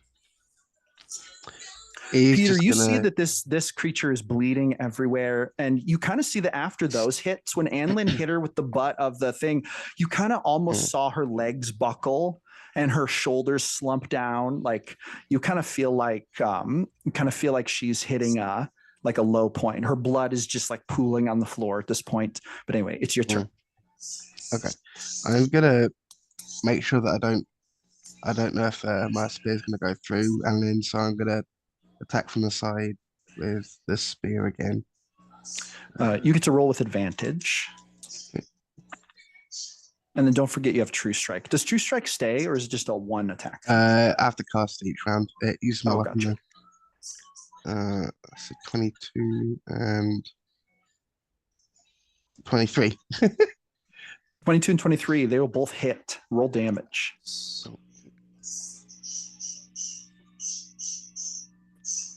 Now, your sorcerer is a am I getting this correctly? The dragon sorcerer? Yep. So do you want to describe the flavor of what the magic looks like on your spear as it hits her? Yeah, it's radiant, but it's kind of like a dragony, like a flamey radiance, almost like white flames or like bright white flames, like super hot. As it kind of sears through, and it does 10 radiant damage. 10 radiant damage. Okay. Did you just have one attack, or did you have two? Just one. Okay, so as you stab the spear into the creature, this puts the amount of damage done at 129, and the spear, you feel it go into her, and you hear like Shiora, you feel her kind of buckle, and there's like a gasp, and then Peter, like she looks into your eyes, like her burning purplish glowing eyes, and she again says something in abyssal, and it's the same phrase she said before, but this time she says it out loud, and then she kind of reaches, like she leans her head back and emits the shriek, and then she crumples into dust. Just like dust fragments just scatter onto the floor amidst the big black pool of blood that now Shiori is standing in because she was just holding the creature. And at this point, all the darkness that was in the room seems to have vanished. There's the daylight spell. It makes the room even brighter than it was before, but a hushed stillness comes over the room. And Lynn, your tremor sense picks up no more tremors other than what you can see right here. And at this point, you guys are out of combat. What would you like to do? Recoil away from the blood, and It's not often that the mage gets the killing blow. Good job, Peter. thank you. At least not with the weapon. Selvig Fair just enough. nods and says, "Well done." Give him a pat on the back, like a quick slap on the shoulder, you know? Well, Now, at as this always, point, it was a group effort. the high priestess kind of like, you see her looking a little nervous. She like lowers her staff onto the ground, and then she whispers a word, and the staff kind of shimmers out of being, like she dismisses it. And then Damien comes running out of the prayer room, and he's like, "Oh my God, you did it! You did it!" He goes running up to Anlin and actually goes to hug him. Like he goes up to throw his arms around you and give you a hug. Oh, I'm sorry. I'm sorry. That is okay. I'm quite musky at the moment from battle. I would hate to put you out. So The high Can I- priestess. Oh, go ahead. I was gonna say, can I kneel down and examine this blood a little bit? Yes, absolutely. I would use like actually like to do that as well. Yeah, can I do a Yes. medicine check on it? Yes, absolutely. I'm gonna run to the restroom real fast, DM. I'll be right back. Go for it. Go for it. I'm gonna get a drink too.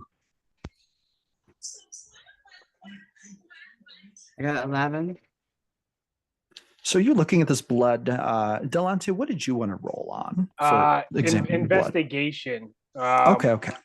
I have advantage. I think when it's If it's matters You of mean blood, that kind of thing. yeah, like it's just on Beyond. It's showing me.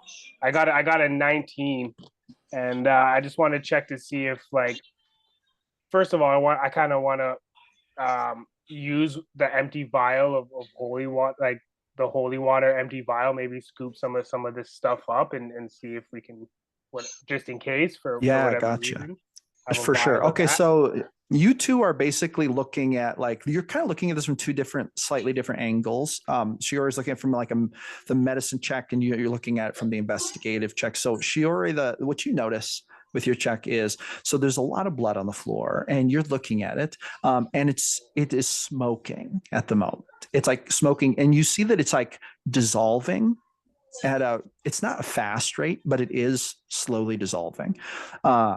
And so, in other words, it looks like it's of a consistency that it won't hold physical form in this environment, or it might be a religious thing.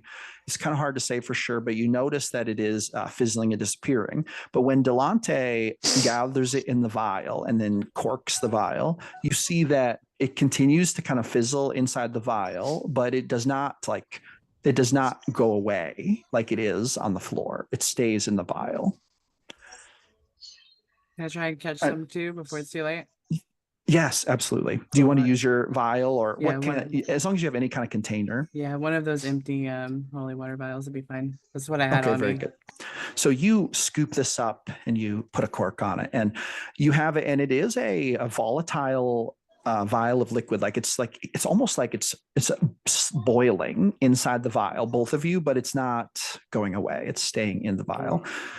But anyway, but within the span of a minute, all of the blood that was on the floor would basically boil away, leaving no trace. Even the ashes that had fallen to the ground vanish in a similar manner. They kind of sizzle, and then they just kind of cease to exist. And Delante, what you rolled in your investigation check would reveal, I mean, you've had obviously some arcane training, you've seen some magical things, and this seems consistent with reports of actual demons, creatures from the abyss who come to this plane, which is not super rare, not super common, but you've heard stories of their blood and their bodies behaving unnaturally like this in the material plane environment. So this seems to be consistent with definitely a demonic diagnosis. Like this seemed to be at least partially a demon you were dealing with. Yeah, I don't think it was a ghost we were dealing with. I think it was more of a demonic essence, and if I know anything about demonic essence, this won't be the last time we see it. Do you think there could be something larger at play? As in, that's not going to be I don't know how to say this. Go on, sorry. Well, my good sir, I'd say the only thing I'm sure of is our job isn't done here. Yes, of course. Damien's like, what do you mean? You just ended her. You killed her. I saw it. Nothing is ever this easy. Is Damien and the priestess how close are they to us? Is Damien right in our circle? Yeah, Damien is standing right next to Anlin. He tried to hug him, but then Anlin I feel like he's right in our personal space. Yeah. The high priestess is standing back again where she was, but you see that she's kind of looking around, and she has a kind of a look of she has this look of reflection. She seems to be thinking something to herself as she watches the events unfold. You can almost see the wheels turning in her head. Like she seems to be thinking about something. Okay. Can I? And then she says, I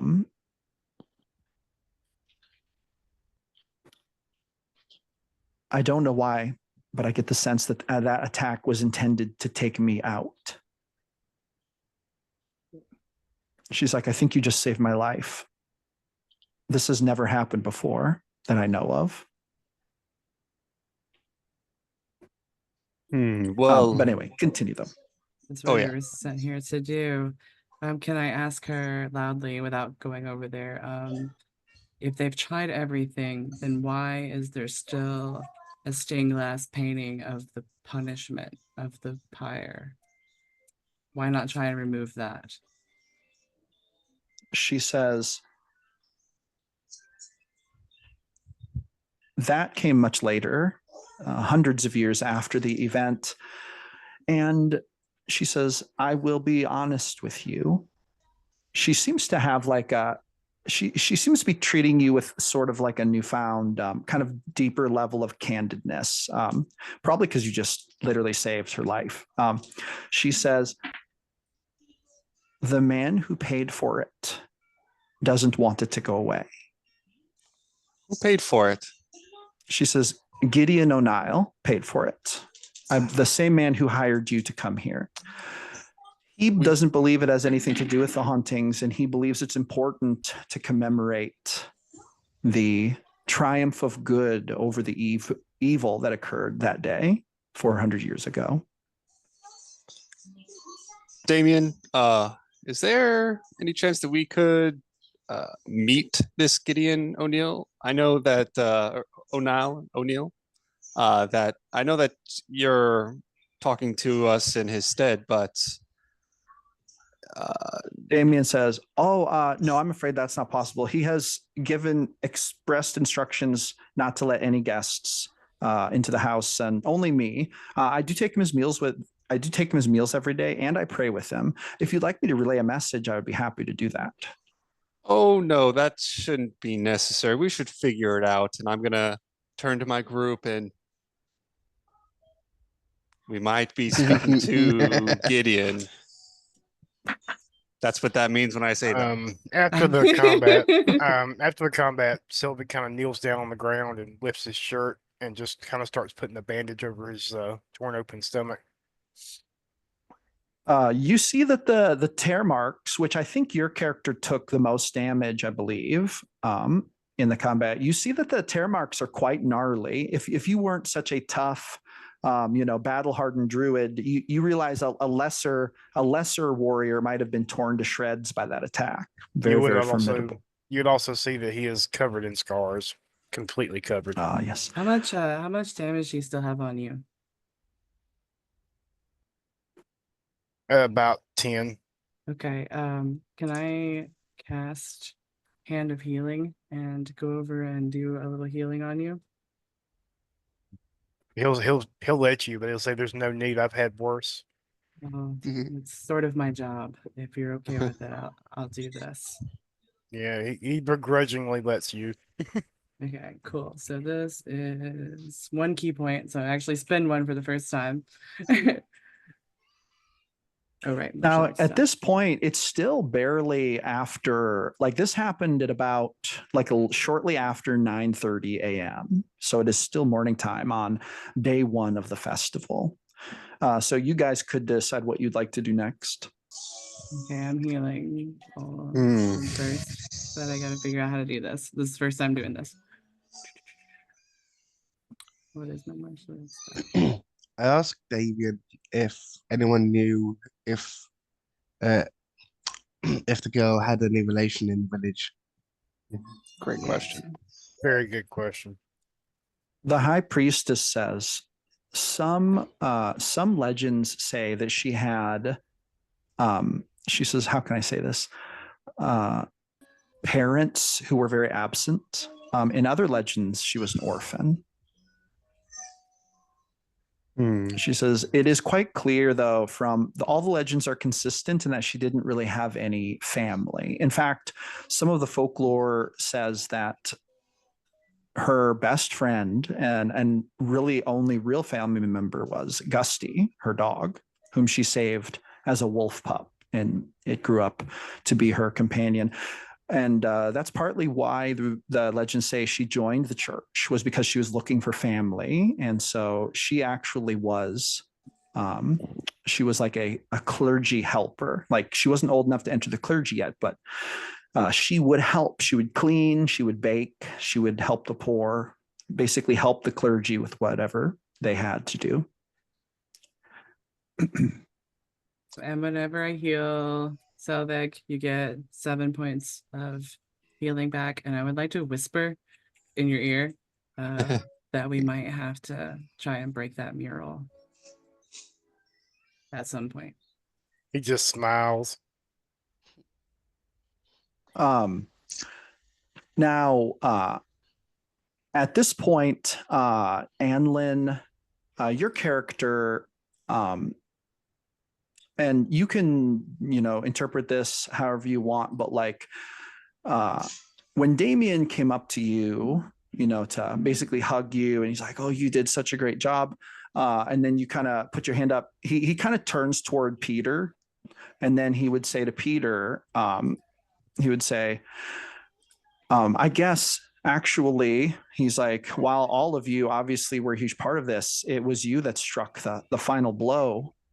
He says, and the magic you used, I'd never seen anything like that. He says, in fact, you made it look easy almost. And then he comes forward, seemingly to want to hug you, Peter. I just sort of stand rigid. He can hug me, but I'm not going to hug back. Okay. And then Anlin, as this happens, like you kind of notice like Damien's giving Peter this credit, and Anlin might, I don't know if, details of Anlin's backstory, I don't know if that would be a factor here, but, kind of seeing Anlin get like a bunch of credit from Damien, who doesn't really, it's like, who doesn't seem to be as much acknowledging yours. I don't know if that matters to Anlin, but Damien, though our friend Peter was quite valiant and did strike the killing blow, of course, but it was I, the shortest among us, who dealt the most swings, I believe. And did you not see the way I smashed that vial of holy water on my halberd? It was quite adventurous, if you ask me. Now, Peter, at this point, your backstory information might kick in a little bit, maybe like feeling a little underappreciated for your contribution. You were the one who struck the killing blow. I don't know if that like matters to you, but just, so this could be a possible time when those feelings might arise in your character, but that's up to you. I'm just putting it out there. He's a little overwhelmed at the moment. Okay. Feelings of affection. Oh, very good. Very good. All right. So what would you guys like to do next? That was a lot. Yeah, that was cool. Damien's going to say, if you'd like, I could show you to the tavern. Your rooms are there. Seems like celebrations are in order. I could use a drink. I think that would be a good spot to go over our next steps for sure. Agreed. The high priestess gives all of you a bow, and then she would say to all of you in her kind of broken comment, I realize that you may not receive even now a very warm welcome from some in this village, but I hope you know. And she kind of puts a hand on her chest. She's like, I believe very much that this is not over, but that you saved me today. I believe that the plan was for me to die this morning. And had you not been here, I very well might have. She says, you have my trust. She kind of gives you all a bow. Go ahead. No, go for it. As we're walking out, I walk by her. I just kind of turn and look down at her. It's like, just still be on your guard. And I just start walking. Yes, of course. If I had to bet my gold on it, you're going to survive this festival yet. She kind of smiles and she's like, I would like that very much. I'm not ready to leave this world yet. Most aren't. I'd like to go up to the altar. Is there an altar? Like, is this like a traditional? Yes. Yeah, okay. There is an altar, like a prayer altar at the top, which is actually shaped like a sort of like there's like a tree, and then there's like roots that are fashioned into like a prayer table, and there's like incense and candles on it. Very, very basic stuff. Okay. Is there a donation tray up there? There is a donation. There's a box. It's like a wooden box with a coin slot. Okay, cool. So what I would like to do is go and drop 2 gold in the box, do a bow and small prayer, and while I'm there, can I examine a little closer the area? Yeah, roll a perception check. Is the prayer an actual prayer, or is it just a cover for the taking a closer look? Can I do like halfsies? Yeah, you can do that. You can do both if you want. I mean, unless anyone else is in a hurry, you've got time. Oh yeah, I mean they can go without me. I don't drink, so. Very good, very good. But yeah, I'm gonna pay serious respect, but I also don't like this mural, so. Okay, 9 perception. Yes. 11. So when you roll the perception, you are looking around, you obviously see this mural up above you. I mean, larger than life, window going to the basically what's on the other side of it, from what you heard, was the graveyard. But you look around and you see that the ground you're kneeling on in front of the altar is actually like there's some old stains. They look like blood stains. And the closer you look, the closer you see, it's like, wait, there's one right here. Oh, there's one over there. Oh, wow, there's like another one over there. And you originally kind of thought like the floor had almost like a marble-ish texture to it. But the closer you look, you're like, no, actually, there's like a lot of blood stains on this floor, like old ones that they couldn't completely scrape off. And you just noticed that, like you didn't notice that before, but that's something that you noticed. And there seems to be more of them up here toward the altar. Okay.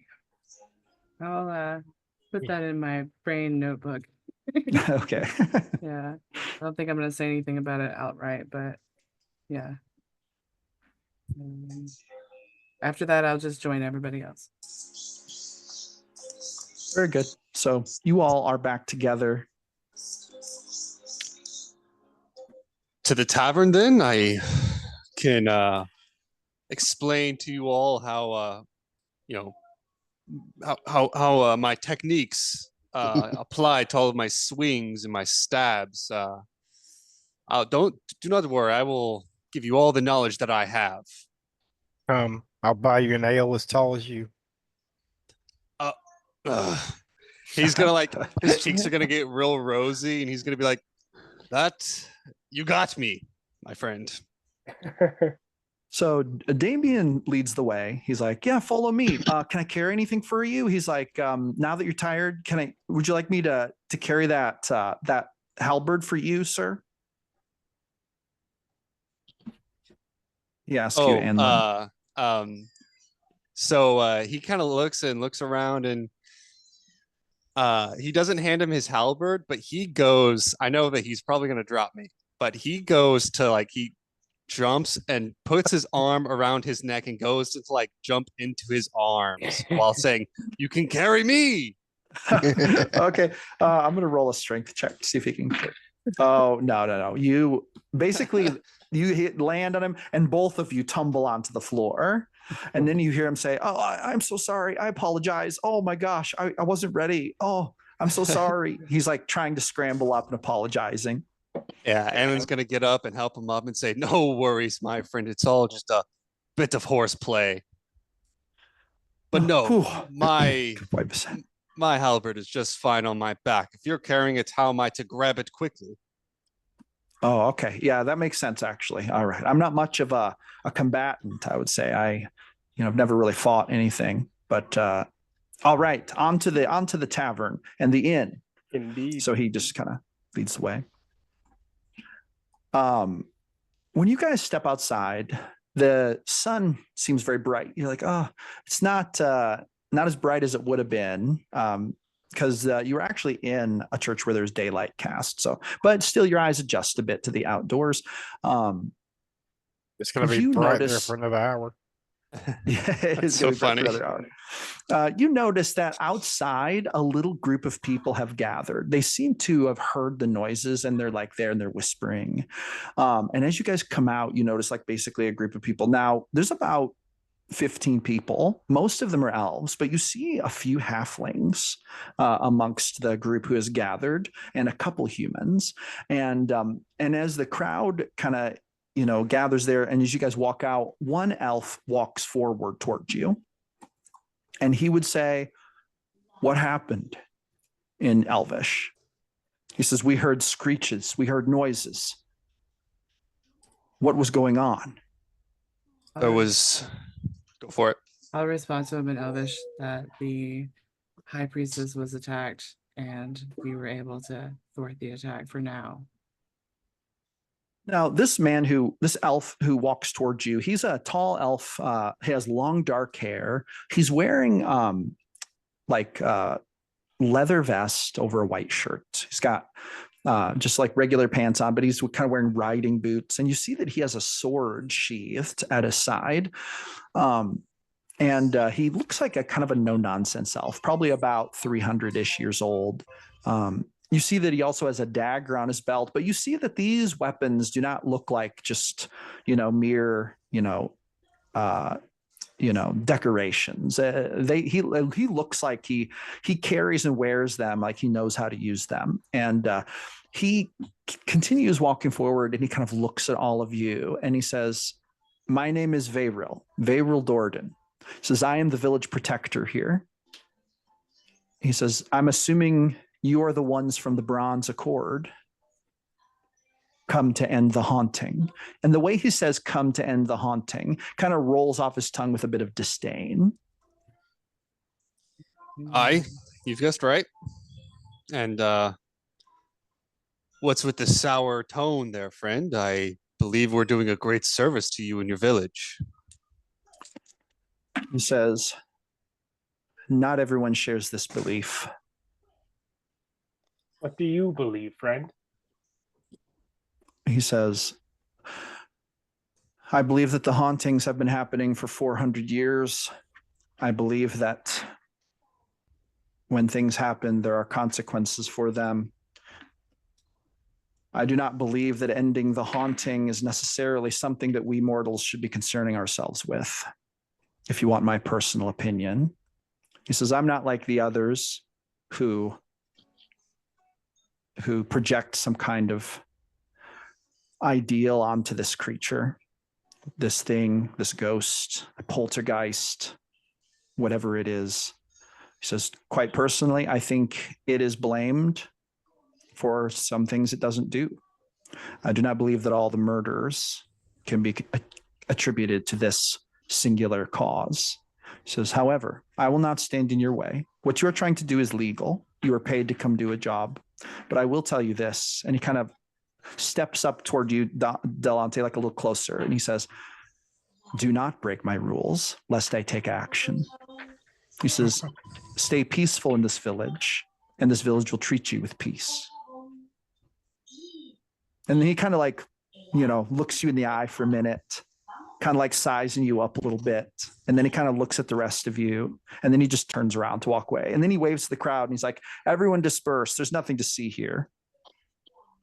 And the crowd all kind of looks around, kind of strangely like whispering to each other and looking at you guys. And they all kind of start to disperse. And they are staring at you a lot, like, like, who are these strangers? Shiora, you spot that little girl that bowed to you earlier in the crowd. And when you spot her, she like waves at you. I give her a little wave back and a nod. And then she like smiles, and then her mom like grabs her hand, like very like forcefully, kind of like, "Stop it." And then like they walk away. As that guy was walking up, Selvig was studying him really closely and looking at his weapons. Yes. Was there anything I would have noticed? Yes, you did. So Selvig was in the military for many years. He would notice that this guy was wearing an officially issued weapon belt, sword, and dagger from the Thyrendor main army, like the high government, like the royal government. So this guy definitely did some serious service time, and the belt and sword and dagger he was carrying, you would have realized were not just standard issue, but were customized, and usually only special operatives got that. So kind of like the fantasy world equivalent of like a special forces soldier. So if those weapons were his and he served in the army, he's very likely some kind of special, like ex-special forces, like soldier type figure. That's what you meant. That's what you identified kind of just by studying him and his gear, which your character would have a lot of experience with. Can I run up to him before he gets away? Yeah, you can run up to him. He's just walking away kind of slowly. Okay, I don't want to run up too fast, but a quick pace. Excuse me, can I ask you a couple more questions before you leave? He kind of turns around and he's like, "Yes." So you're the town protector here, and Says, "I am." You said elected so by the council. I have been for the last 23 years.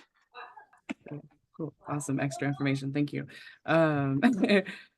So You say that some of these murders have been blamed on the haunting, but you don't think that that's all that there is to it. You have more theories that you might want to share with us. Like, we're not just here to get rid of this haunting, we're here to help.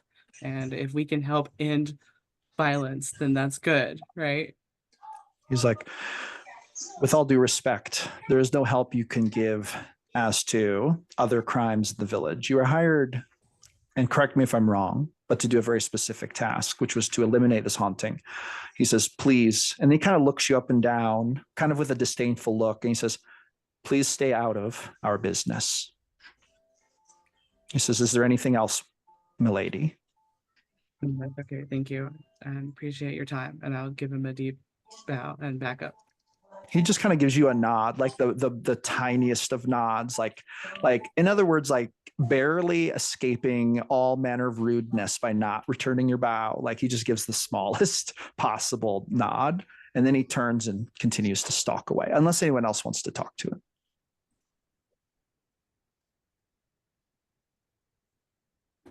But anyway, at this point, Damien kind of walks up to you, Shiori, and he's like, he's intense, isn't he? You ready to head to the inn? Sure. Yeah, I think so. And then Anlin, Salvik, Peter. Yep. Onward. Okay, so you guys basically walk up north. You start to walk up north, and you pass a few additional buildings. So you pass like a general market. You pass what seems to be a community building. The crowd disperses and basically kind of lets you go on your way. But like, for example, building number 7, you see that it's called the Evergreen Apothecary. Building number 8 is the Artisans Guild Hall.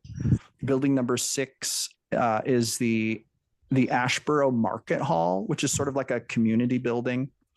You see that there are people going in and out of that building right now with what seem to be like baked goods and like decorations, and the doors are open. It looks like they're organizing some kind of event, but you do know that the Festival of the Veil begins tonight, so it's possibly related to that. As you walk up past building number 12 there, you see that it is a rather large cottage. And out in the front yard, there's a very well-tended garden, and you see an elf woman out there basically weeding the plants. And as you guys walk by, she looks at you kind of strangely, and then she smiles at you with like a cautious smile and gives like a bow. Seems to be a rather friendly woman. I just nod in her direction. Okay. And then would wave back as well. Oh, okay, very good. When you pass building 18, that's called the Mystic Mug Tea House, and it's actually quite differently designed. It's almost like Eastern flared, like what we would associate with kind of like Chinese architecture. So it's like a little tea house. You see that there are several people seated outside drinking warm cups of tea. And then as you make your way up toward building number 20, you approach the Whispering Willow Inn and Tavern. And there are some chairs and tables out front, stables in the back. You see that the inn makes up the second story portion and the tavern, the bottom portion. And as you approach, you inhale the sense of like basically what smells like cooking meat, bread. The scent of wine and ale wafts through the air. As you guys approach, Damien says, "This is it. Home away from home, I guess." And he just kind of walks up and goes through the front door and motions for you guys to follow him.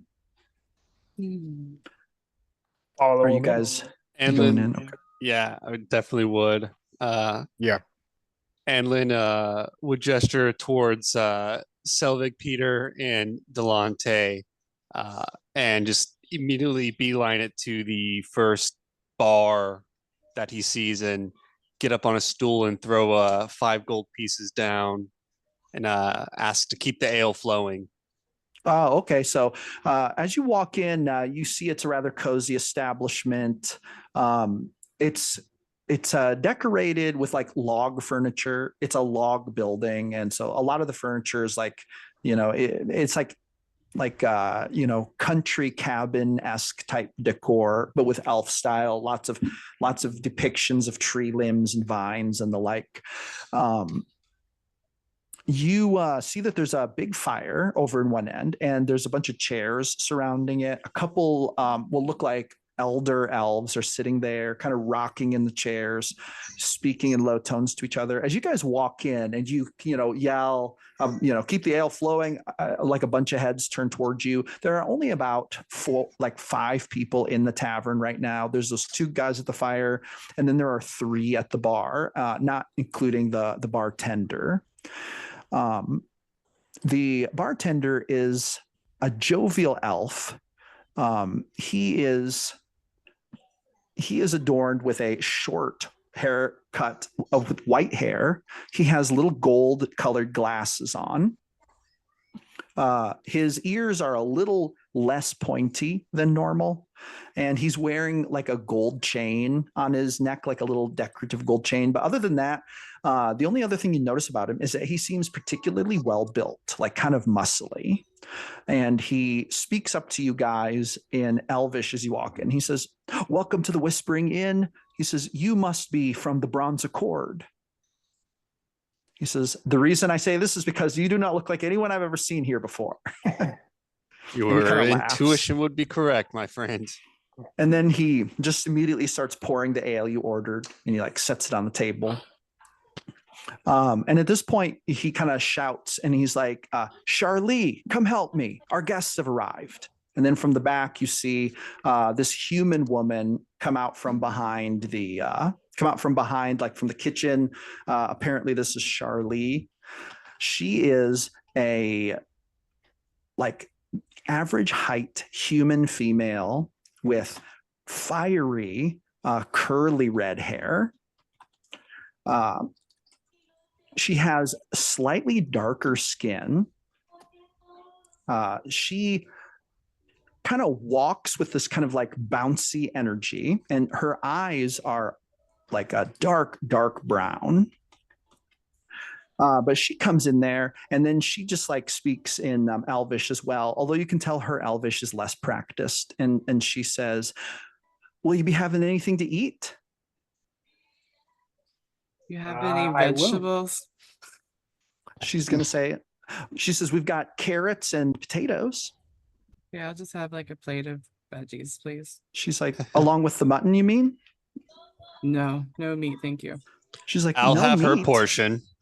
Yeah, give it to one of them. She's like, okay. Then she looks at Peter. She's like, "How about you, good sir?" Cheese and biscuits and grapes will do me. Otherwise, just cheese and biscuits. She says, "I'm afraid grapes are a little out of season, but cheese and biscuits we can do." "How Great. about you, sir?" She looks at Selvig. You still speaking Elvish? Yes, she is.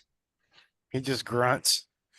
He can't understand her. She's taking Oh. your order, dude. Oh, Oh, And then the Dude. girl, she speaks, then she switches to common. She's like, "Oh, I'm sorry, you don't speak Elvish? I always feel like everyone around here speaks Elvish." it's an easy mistake. Yeah, meat, potatoes, large tankard. She says, "Sounds like the usual." And then she kind of looks at Delante, and she's like, "How about you?" I will have the finest meal you have on the menu and the finest bottle of wine, please. She just kind of continues to look at Delante, and she kind of lingers, her gaze lingers at you for a minute, as if she's studying you for a minute. And then she's like, "Coming right up." And she gives you this little smile, and then just like bounces away to get the wine and the food. I give Delante a little elbow, nudge, nudge. What? I'm going to share. The bartender, the owner of the bar, he basically says, "I heard there was some action over at the church." He says, "You haven't started work yet. It's not even noon." He says, "You haven't had a proper drink yet. Don't tell me you go to work completely sober." Rarely, my friend. He's going to say, well, come on, out with it. He's like, what was the business I heard? He says, there was some screeching and some goings on. The word's been all over town. Have you solved it? I kind says, of "We all know what look you're at the here group. for." Yeah, I look at the group and just I don't say anything. No, we have not solved it yet, my friend. That's although I wish we could have, but it was just some sort of demonic entity. We're not quite sure what it was, but we believe it was attacking the high priestess. He's like, But demonic?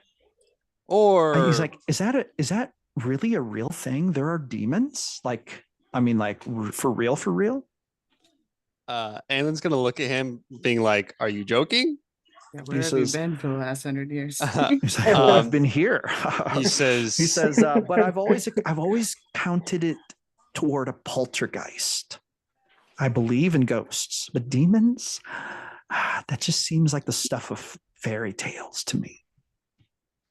it'd be foolish to believe in ghosts and not demons. But It's regardless, like you say it so assuredly, as if you believe it completely. well, my halberds cut through many of them, so I'm quite the adventurous type, if you couldn't tell by my regalia. But It's like, by the gods. yes, there are many. He of seems them. relatively shocked, like he's learning something that he did not know and maybe wished he didn't know now. He says, damn it. Not only do I have to worry about people who don't pay their tabs, now I got to worry about demons too, on top of the ghosts. Great. He kind of says it in a joking manner. He seems to be a pretty good-natured dude. Nice. Selvig looks really contemplative. Out of his pack, out of his sheath, he pulls out a obsidian dagger and he begins like whittling on a piece of wood, just waiting for his meal to come. As you do that, Selvig, I'm going to, out of my worm pouch, I'm going to dig through the soil. And of course, a few worms are going to kind of fall onto the stone floor. And that's fine. I'll find some more in the morning. I'm going to take out this stone that I keep in there. And it's kind of like a crude carving starting to take shape on it. And I'm going to go up to you, Selvig. I'm going to kind of like imitate your what's it called? Like your carving movements and whatnot. I know you're doing wood and this is stone, but regardless.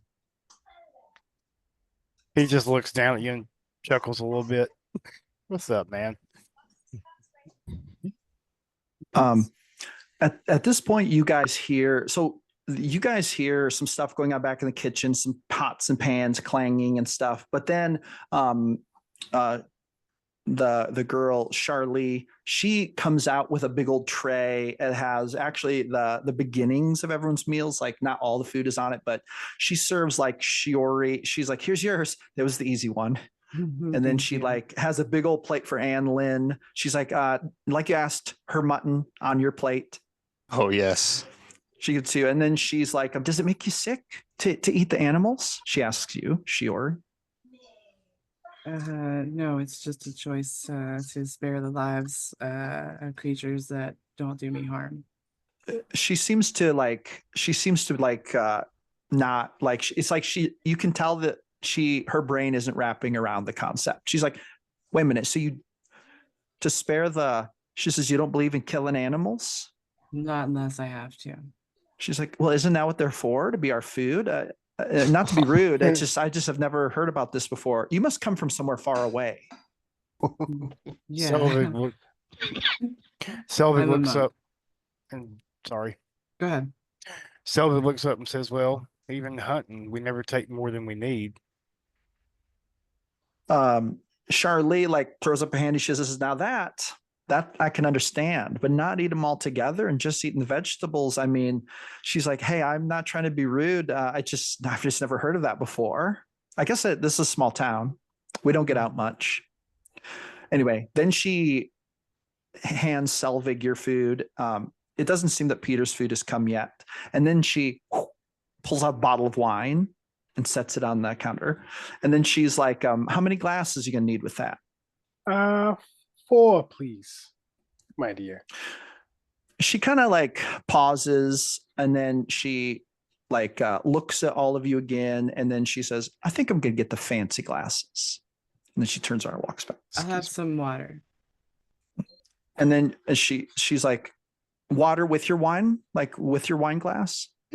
Water in my wine glass. She's like, she kind of looks confused, and then she just goes. I'm gonna walks toss away. her. I'm gonna toss her a gold coin. Oh, a gold coin. She's like, Yeah. oh, ma'am, thank you so much. She like gives you a bow. Can I bow back? Shiori, I meant no offense by the glasses. I just assumed. It's okay. Thank you. And everyone at the table would notice that this atmosphere and the alcohol and the clinging and the noise, you're seeing some PTSD vibes from me. I've got some like sweat going on, some hands shaky. And I think I'm actually going to go ahead and put my mask on. Okay. So you put your mask on. You guys can't help but to notice that everyone else in the tavern, which is a total of 5 other customers, are all looking at you. The other people at the bar who are kind of a little ways down the bar, they're all just like pretty shamelessly staring at you guys. Unless you look at them, then they kind of pretend to look away. But it's 3 younger elvish men. They're just sitting at the bar drinking. It looks like they're dressed like they're really dirty and like they were out in the woods working. Maybe they were cutting wood or something like that, but they seem to be either on a break from work or maybe it's after work, but they definitely have been working. That's for sure. They're looking all grungy and dirty. And they just look away when you guys look at them. Unless you engage them further, they just kind of keep to themselves. With that being said, the tavern door swings open, and a familiar face walks in. Let me grab this. Gotta grab this image here. Give me one moment.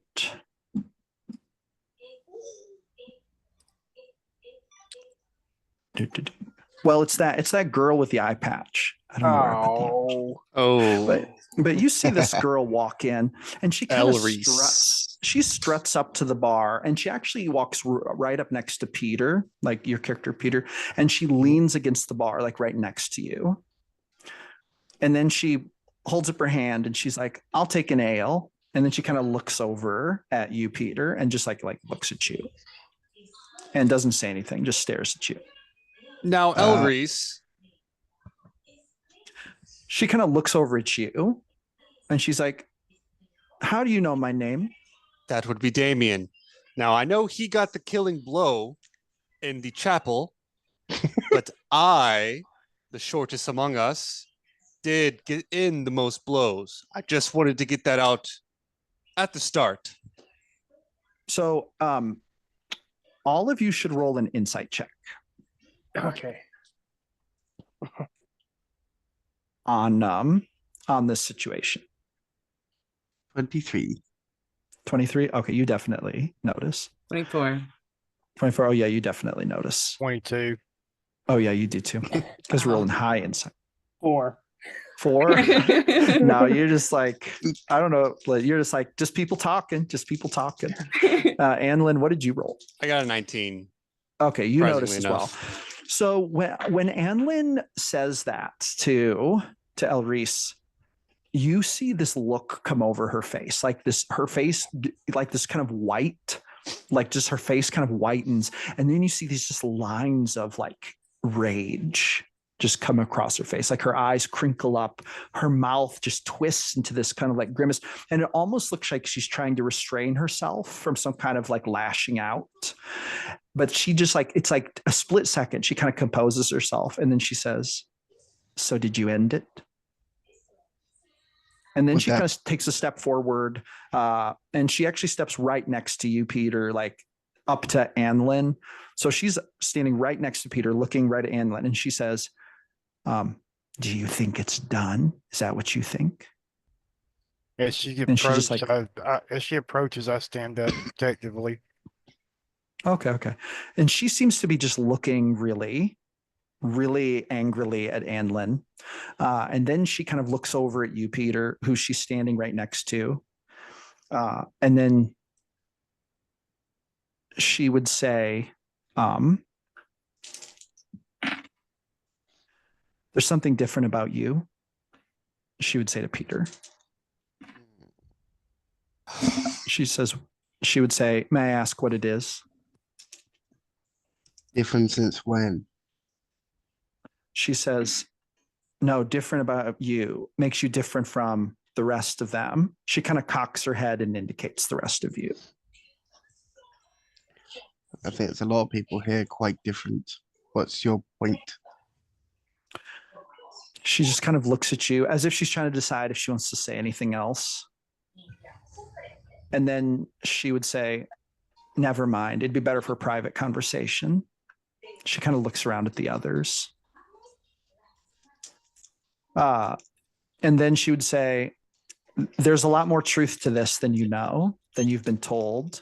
She says, you've been fed a false version of this story, just so you know. If you want the real story, ask the people who know it. She says, that high priestess certainly isn't the one to trust. And then Damien would kind of say, no, that's a rude thing to say. I don't even know you, and you don't even come to church. And then she just kind of like look at him, just like with this, are you an idiot look? She just like looks at him kind of rudely, like quite openly rudely. You guys notice that the bartender and the Charlie, like they see there's this little confrontation. So they're like serving you your food, but they're trying not to interrupt. They're just like sliding the food over to you. Can I ask Anyway. Damien? Damien, can you go back to the temple and maybe see if you can get us some more of the holy water? I noticed we used a lot of it up. Would you want to be helpful? Of course. Yes. No, I can definitely do that. I'll tell you what, excuse me, cook, make me what he's having. He points at Anlin's plate and then he walks out. He's like, I'll be back in a jiff. He just like runs out of the tavern. And then Elreese leans up against the bar again. And then she kind of mumbles, idiot. I was hoping to buy you some space to speak a little more freely with us. She's going to kind of look down and she's going to say, there are two types of people in this village. She says, there are the types who believe the lies that the church has passed down for 400 years. And then there are those who believe and know the truth. The folklores that have been passed down by the families who were there. She's like,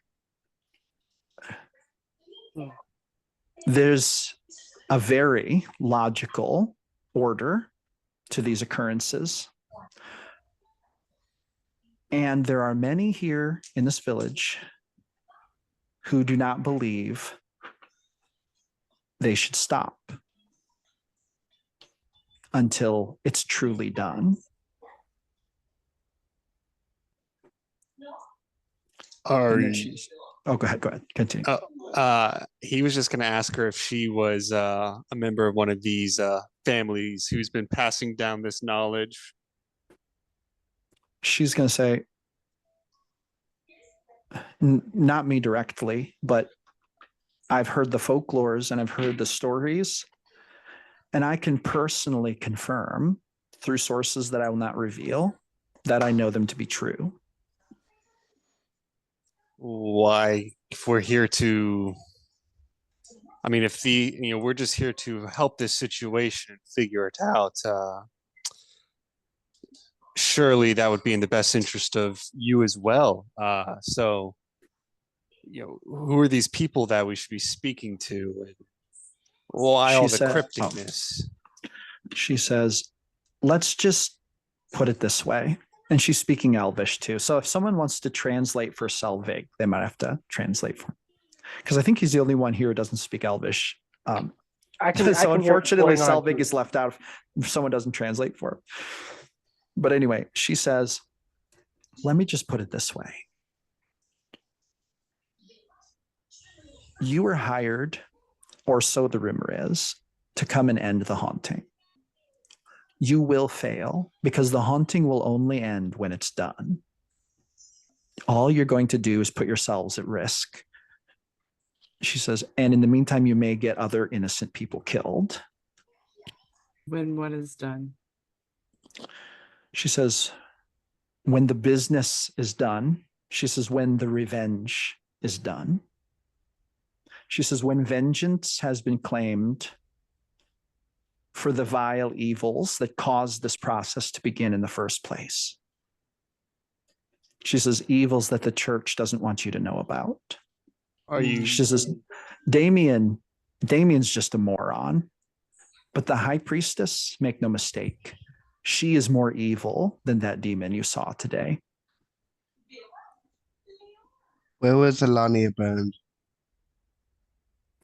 Wait, what'd you ask? The 9-year-old girl, where was she burned? She says, Oh, in front of the church. The pyre was built right in front of the front courtyard. yes, so. Is anyone else getting the feeling that we're not getting all of the information that we need? Well, Selvig will actually speak up after that translation. And he says, well, I've seen good men persecuted, killed, destroyed, for only doing what they needed to do to survive. Who's to say that they were right when they burned her? And at this point, Elise, she would like nod towards Selvig. Well, someone would have to translate for her, I guess. Which one of you would translate for Selvig to her? I could do that. Okay. So when you say that, she's going to look at you, she's going to look at Selvig, and she's going to say, that's what he said? Yes. Like, that is what he said. and then she's like, tell him he's very wise. She thinks that you're he's not very wrong. wise, my friend. He just nods. Anyway, then she would say, if you want to know the whole truth, I can introduce you to some people who can give it to you. I'm afraid that if I gave it to you, I would be, let's say, betraying certain trusts that I'm not interested in betraying, because you are, after all, outsiders and newcomers, and I don't know if I can trust you. But there are those of my proclivities who could make that decision. And should they choose to trust you and give you the full truth, it might change how you go about dealing with the situation, or even change your decision to intervene at all, if you would like. And she kind of picks up her drink that was delivered and she takes a sip. She's like, I could have this meeting arranged. Set it up. She would nod, and then she'd say, just one thing. She says, you can't let Damien or the high priestess know that you plan to meet with anyone associated with me. Damien will run right back to the high priestess, and that will make things messy. Mm-hmm. She's like, if you can guarantee me a certain level of secrecy, she says, I will set up the meeting and I will return here with a time and place. I'll tell her in Elvish that she has my word. She would kind of nod, and then she would basically chug the rest of her drink and then set it on the bar. And then she would kind of start to walk out, and then she would stop and look back at Peter, and then she would say, and you, I'd still like that private conversation. There's something I want to ask you, but I can't ask it in front of them. She says, step outside with me for a smoke. I don't smoke, but okay. She's going to kind of just walk through the bar toward the exit. Are you going to go with her? Yeah. Cautiously. Okay. So she'd basically step outside, kind of walk to the right a little bit and lean up against the wall and pull out these basically these little look like tobacco wrapped in paper, just little fantasy version of cigar or cigarettes. She pulls out this little tinderbox and lights one for herself. Then she lights one for you and hands it to you. Flick it behind me. What's that? I flick it behind me. Oh, okay. She kind of chuckles, and then she kind of takes a big puff of hers and she just kind of stands there and she kind of looks around. Then she exhales the smoke and she says, "She spoke to you, didn't she?" Yes. She says, "What did she say? It's really important that I know." I don't understand it, but I'm guessing you would. She says, "What do you mean you didn't understand it?" Whatever vile language she was speaking, it's not one that I know. She says, "Do you remember the words?" I Could you? imitate the sounds as best as I can. So when you imitate the sounds, like you kind of feel like as you say them, they just, is your character, what alignment is your character? Probably lawful neutral. Okay. So as you speak them, you definitely like there's a dark heaviness that kind of comes over you as you speak them. They you're not like a quote unquote like good character, but not evil. So it's like you just kind of can feel the objective heaviness of them. And you say it, and then she like looks over at you and she's like, "That's what she said?" That's what I heard. And then she quickly like puts her cigarette out on the railing, like outside, and then just like flicks it in the trash. And she's like, "You're sure?" Care to translate? She says, "I'm not sure." She's like, "Talk later." And then she turns around and walks away. She seems as if she has been spurred and hurriedly is going to do something. What would you like to do? I'll go back in and I say to the others, I don't know if they're on our side, but they're certainly opposed to these hauntings. If we do meet with them, we must be on our guard. Most Agreed. definitely. Now, at this point, Charlie brings you your drinks. Shirori, she brings yours, has water in it.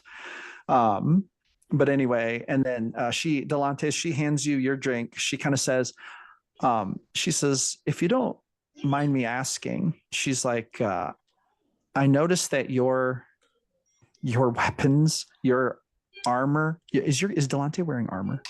He has like chainmail underneath his clothing. So okay, gotcha. But she's going to say, the clothes you're wearing, very, where do you come from? I've never seen anyone look like you before. Oh, you just have this, and she kind of like leans on the bar and like, is looking at you. She's like, you just have this exotic vibe that I'm just so curious about where you come from. Oh, I get that a lot, darling. I reside from the south side of Aramanthine. Amaranthine. Aramanthine. Oh, yes. Her eyes go wide. She's like, "Can you use magic?" In a sense. I've heard that everyone from Amaranthine is either a wizard or a sorcerer or, gods know what else. There is a lot of interesting folk where I come from. Swordsmen of great stature and magicians of great magics, even clerics of great faith, and we all like to mix and mingle down there, but I had to start anew, if you will. She's going to say, "Is it true that everyone in Amaranthine is, well, I'll just say it like I've heard it, that they're the smartest people in the world?" Stop it.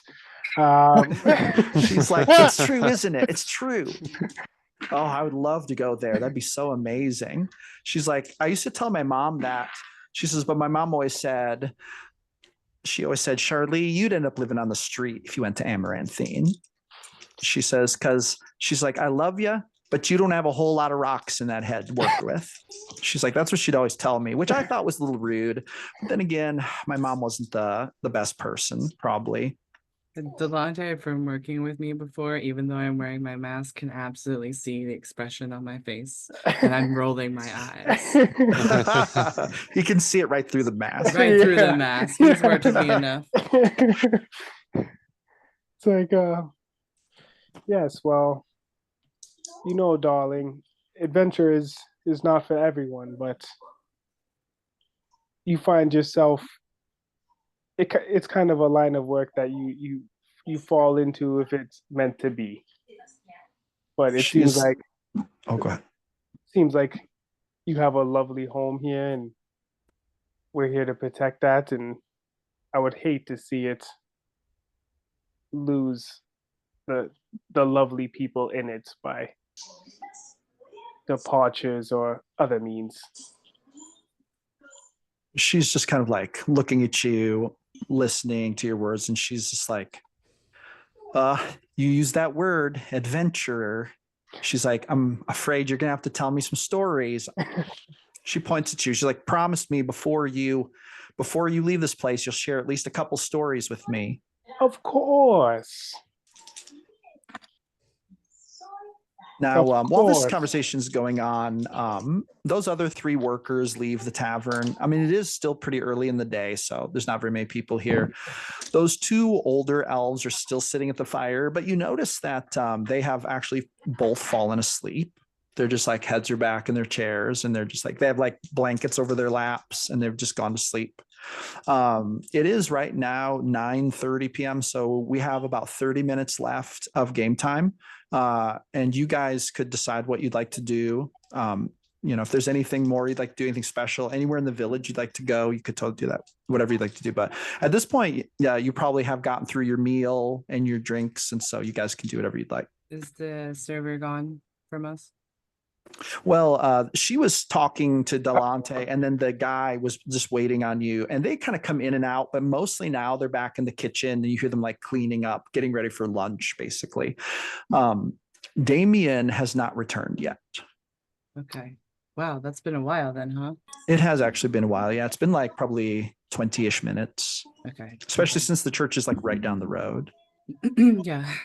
So I look at the group and I'm like, well, while we have a moment before some other crazy shit happens, let's compare notes and figure out what we've got so far, maybe, and look at a game plan. Yeah. Absolutely. I'll go first, I guess. While I was praying at the altar, and I want to keep my voice down, I noticed that the entire floor of the temple is bloodstained, especially around the altar. That's pretty messed up. There's probably been a lot of like sacrifices and stuff like that going on. I think there's definitely more to this than just fighting off demons. Well, they did say that all the murders had taken place in the chapel. True. So maybe they do a poor job cleaning up the mess. True. And also I'm sorry, go ahead. Oh, I was just saying, talking out loud, that it's super weird that they wouldn't clean up the mess year after year after year after year. It's very strange. Yeah, you would think they would develop a better way to clean it up after 400 years. Maybe invent some bleach or something. Right. Some stains are like scars; they don't leave. Not even magically. What was that, Peter? Not even magically. Yeah, I believe most things can be cleared up magically with the right power. It's true. And I definitely don't like the fact that there was a mural to the sacrifice. If a possession or a haunting is reoccurring at a place, and that place is celebrating the death of that creature or sacrifice, and they're just maintaining that, of course it's not going to go away. Yes, I find that quite odd myself. Why not go through the lengths of actually clearing what needs to be cleared if it's going to help? Yeah, we need a tour, a full tour of the church. That, and I definitely think we need to figure out some way to get into direct contact with this Gideon character. He was the benefactor of the mural. There could be some, maybe his reasonings seem mundane up front, but there might be more nefarious issues with it. I mean, he was there at the burning. And it seems like he's trying to keep that memory alive and well, in my opinion. That, and he's being very cagey with. I understand he's frail and old, but I'm sure a visit to the bedside wouldn't kill the elf. What Selvig said when we entered town, the fact that despite all these attacks, they haven't tried to fortify the town at all. The very short fence that didn't seem fit to hold anything back. That is These are people that are used to peace. Mm-hmm. The only threats are from within, I believe. Mm-hmm. Just to incept this idea, if for some reason we can't get them to take that mural down, one of you big strong guys should accidentally miss and hit that and see if you could take it down. Just in case. I'm not saying do it right now, but I really want to break it. Me too. I'm quite javelin happy, if you know what I'm saying. Yeah, exactly. You'll have a reasonable target to throw it at. I can give you a boost. Again, I do believe my abilities are quite up to snuff, my gargantuan friend.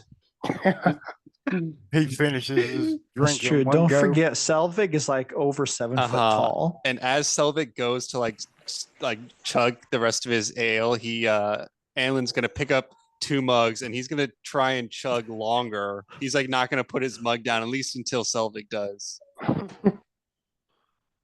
And he just lets out a giant belch. No manners in the wilderness.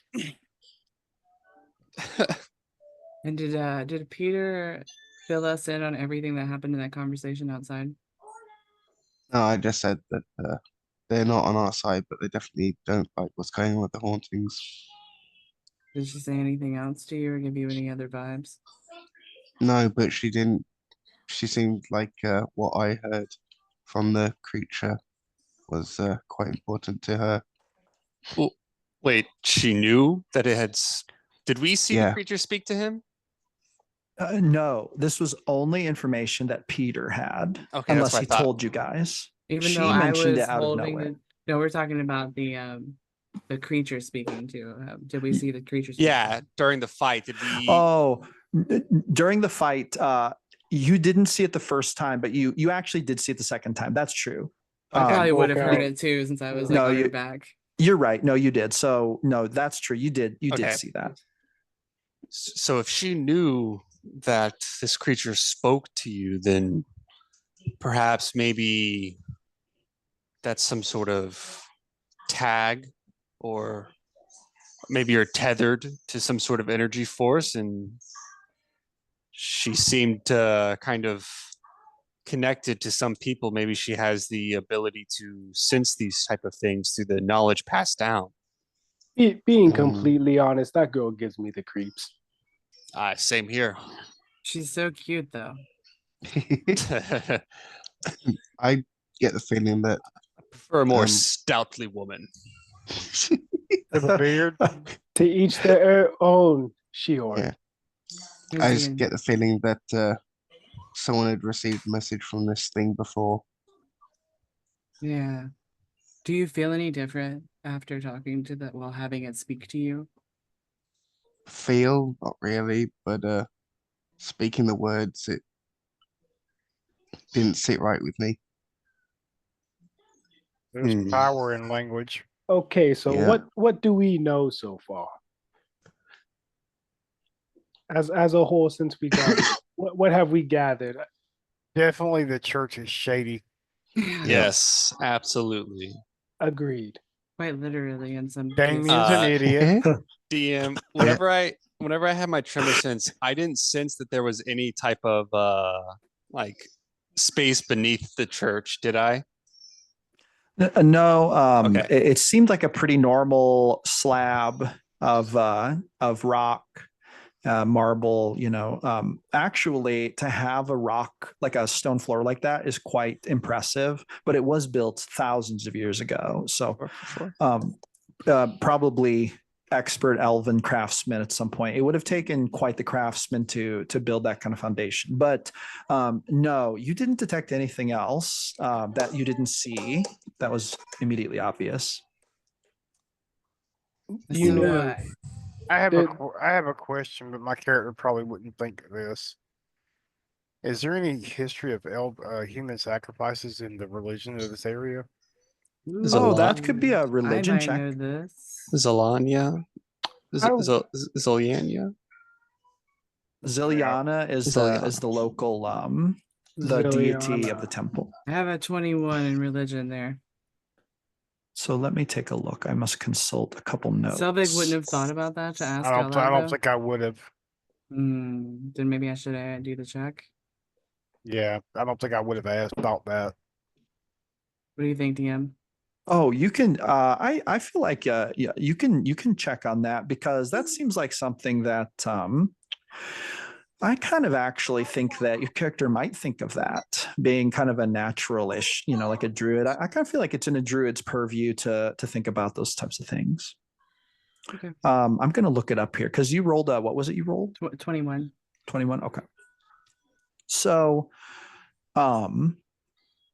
Ziliana, there would never be, Ziliana's teachings would never teach about such things. In fact, Ziliana would be more about healing, helping those who are hurting, rescuing those who are in trouble, especially the healing part and trying to renew people. And according to legend and lore, she is very saddened when violence happens. Like, she literally cries when her followers suffer and endure violence.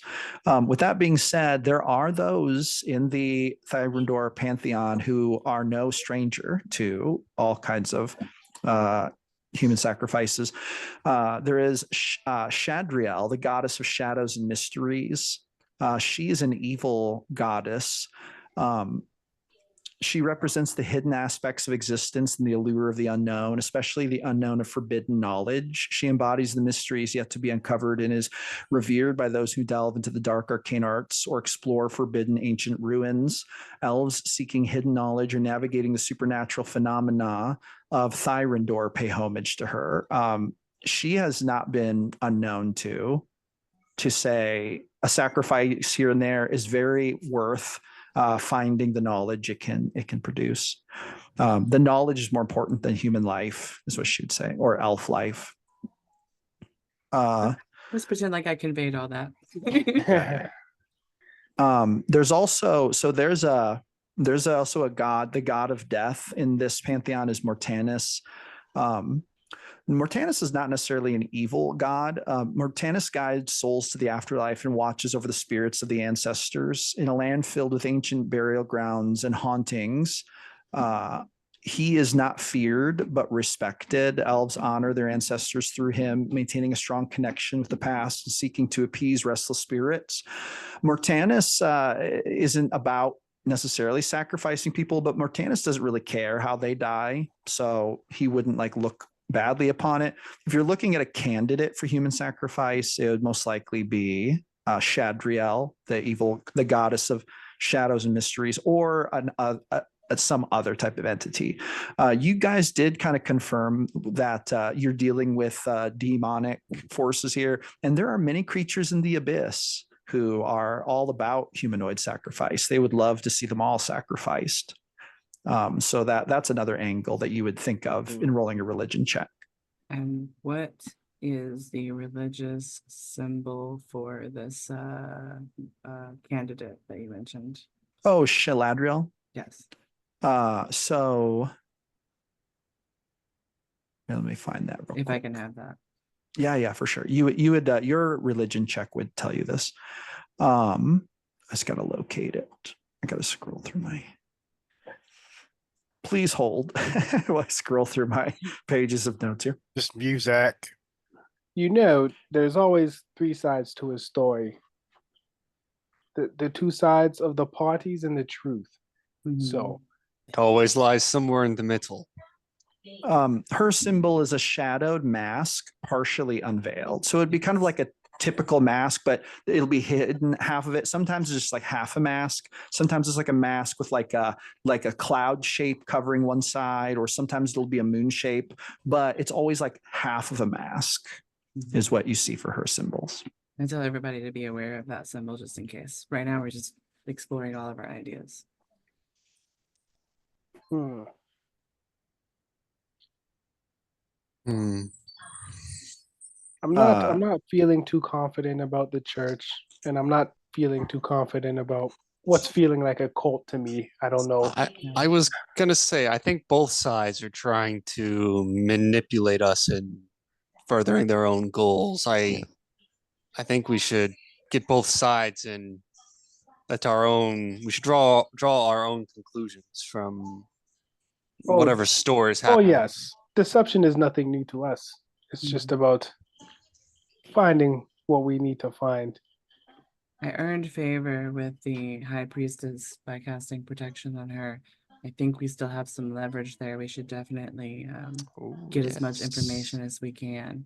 And I still have this feeling that I need to examine the church deeper, the interior, and like look for hidden doors or secrets or whatever. We just Or need a crypts. really good look I will at the temple. I will say we were only in the one room, but I'm pretty confident to say that there's no levels below the church, but I do think the maybe a little excavation of the cemetery out back might do us some good. With this town, have we seen a library or any kind of places where information would be stored? So and well, I guess you know this quite yet. That actually is a question you're not sure about the answer to. You haven't seen anything quite yet, but you know it must exist. There are a lot of quite educated people here. With that being said, the door flings open and Damien walks in. And Damien walks up to you guys and he would say, okay, bad news. There is no more holy water, and I'm afraid there will be no more. The high priestess says she cannot make any more until after the festival. And why would that be? He says, she did not actually tell me. I assume it's just because maybe she ran out of it. He like shrugs his shoulders. It is a bit of a ritual to make the holy water.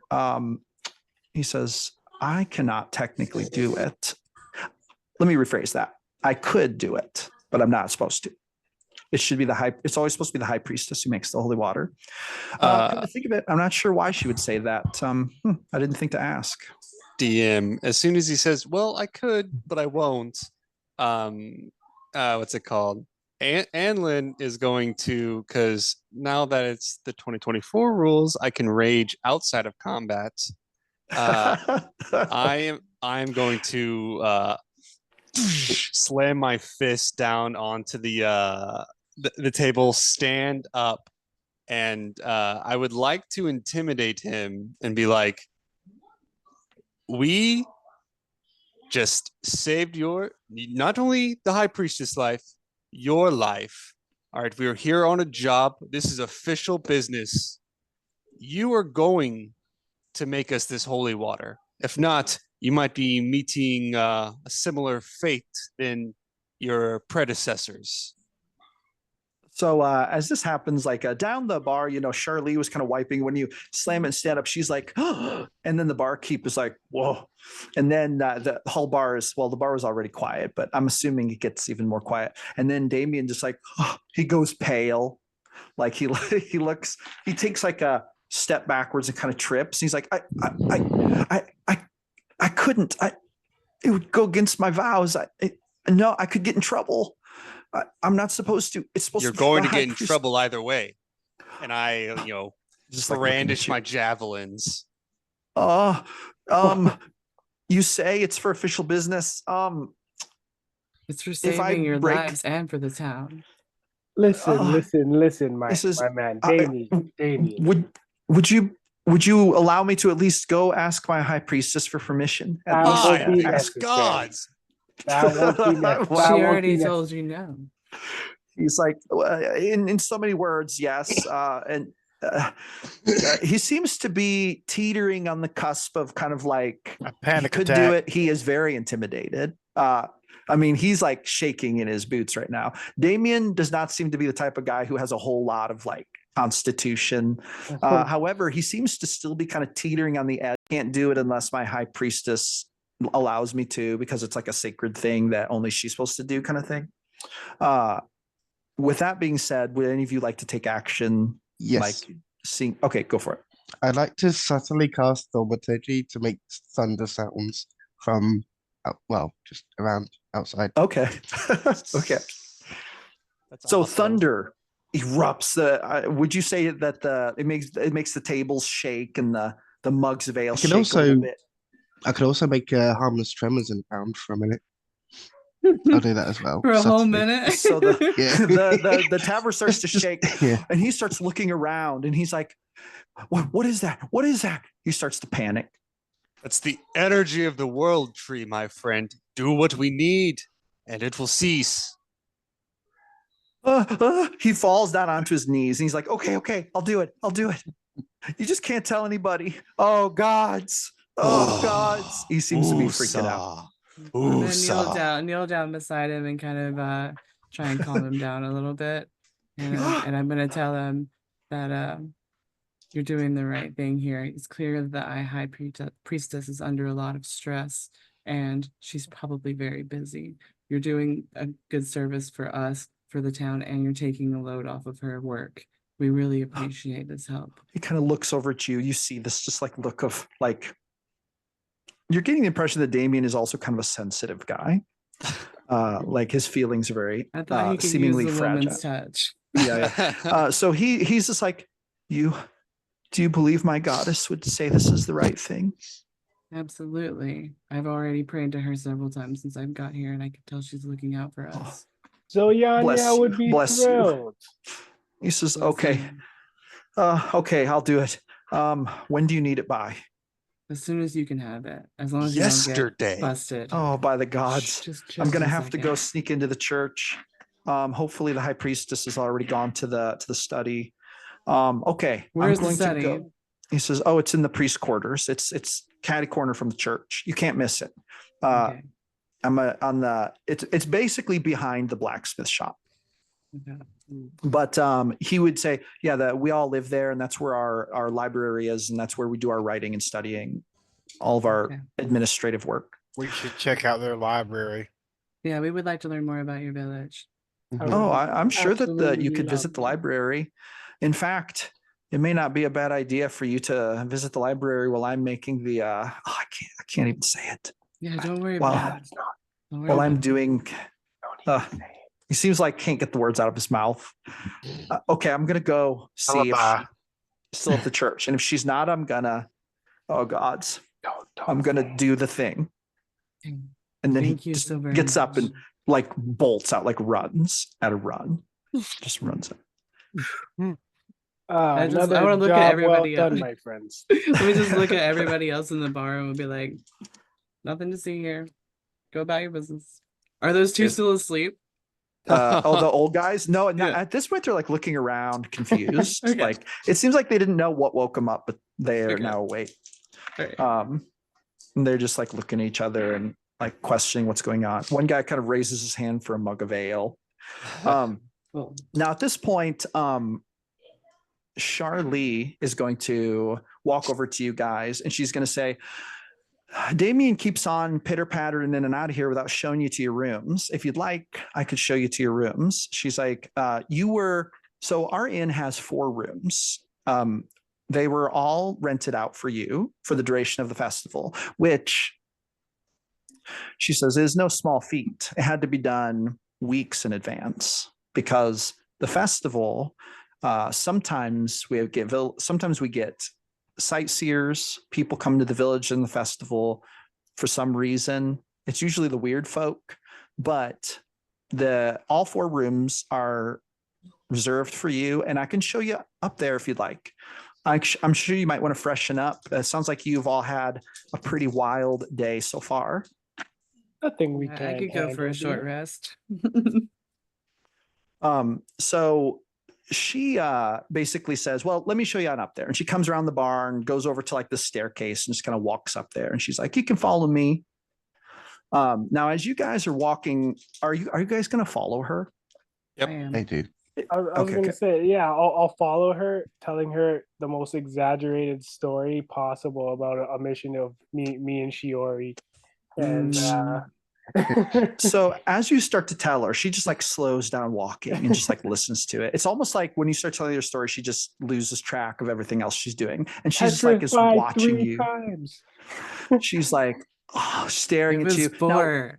while this is going on, everyone roll a quick perception check. And we have one more thing to do, and then we're going to wrap up the session. But everyone roll me a perception check. But Peter, you get to roll with advantage for unknown reason. 17. 17. Okay. 17. 50. 17. Wow. Okay. And they got an 8. He keeps Anlin yeah. actually doesn't hear it. The others do. Peter, did you roll your perception check? Oh, is Peter there? Yeah, 17. Oh, okay. Yeah, you hear it too. You hear something come from outside the tavern. It sounds like a big, like a kind of a whoosh and a snap. It's kind of a big sound. Like you're not sure. It almost sounds like a magical thing. Peter, you have heard this noise before, but you can't quite place it in your brain. But it sounded kind of familiar to you. And it seems to have occurred just outside, like you heard it through the door, the front door. Mm. Would any of you like to do anything?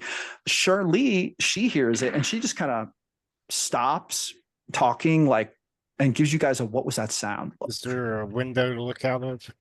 There is a window. Yeah, I'll look out the window.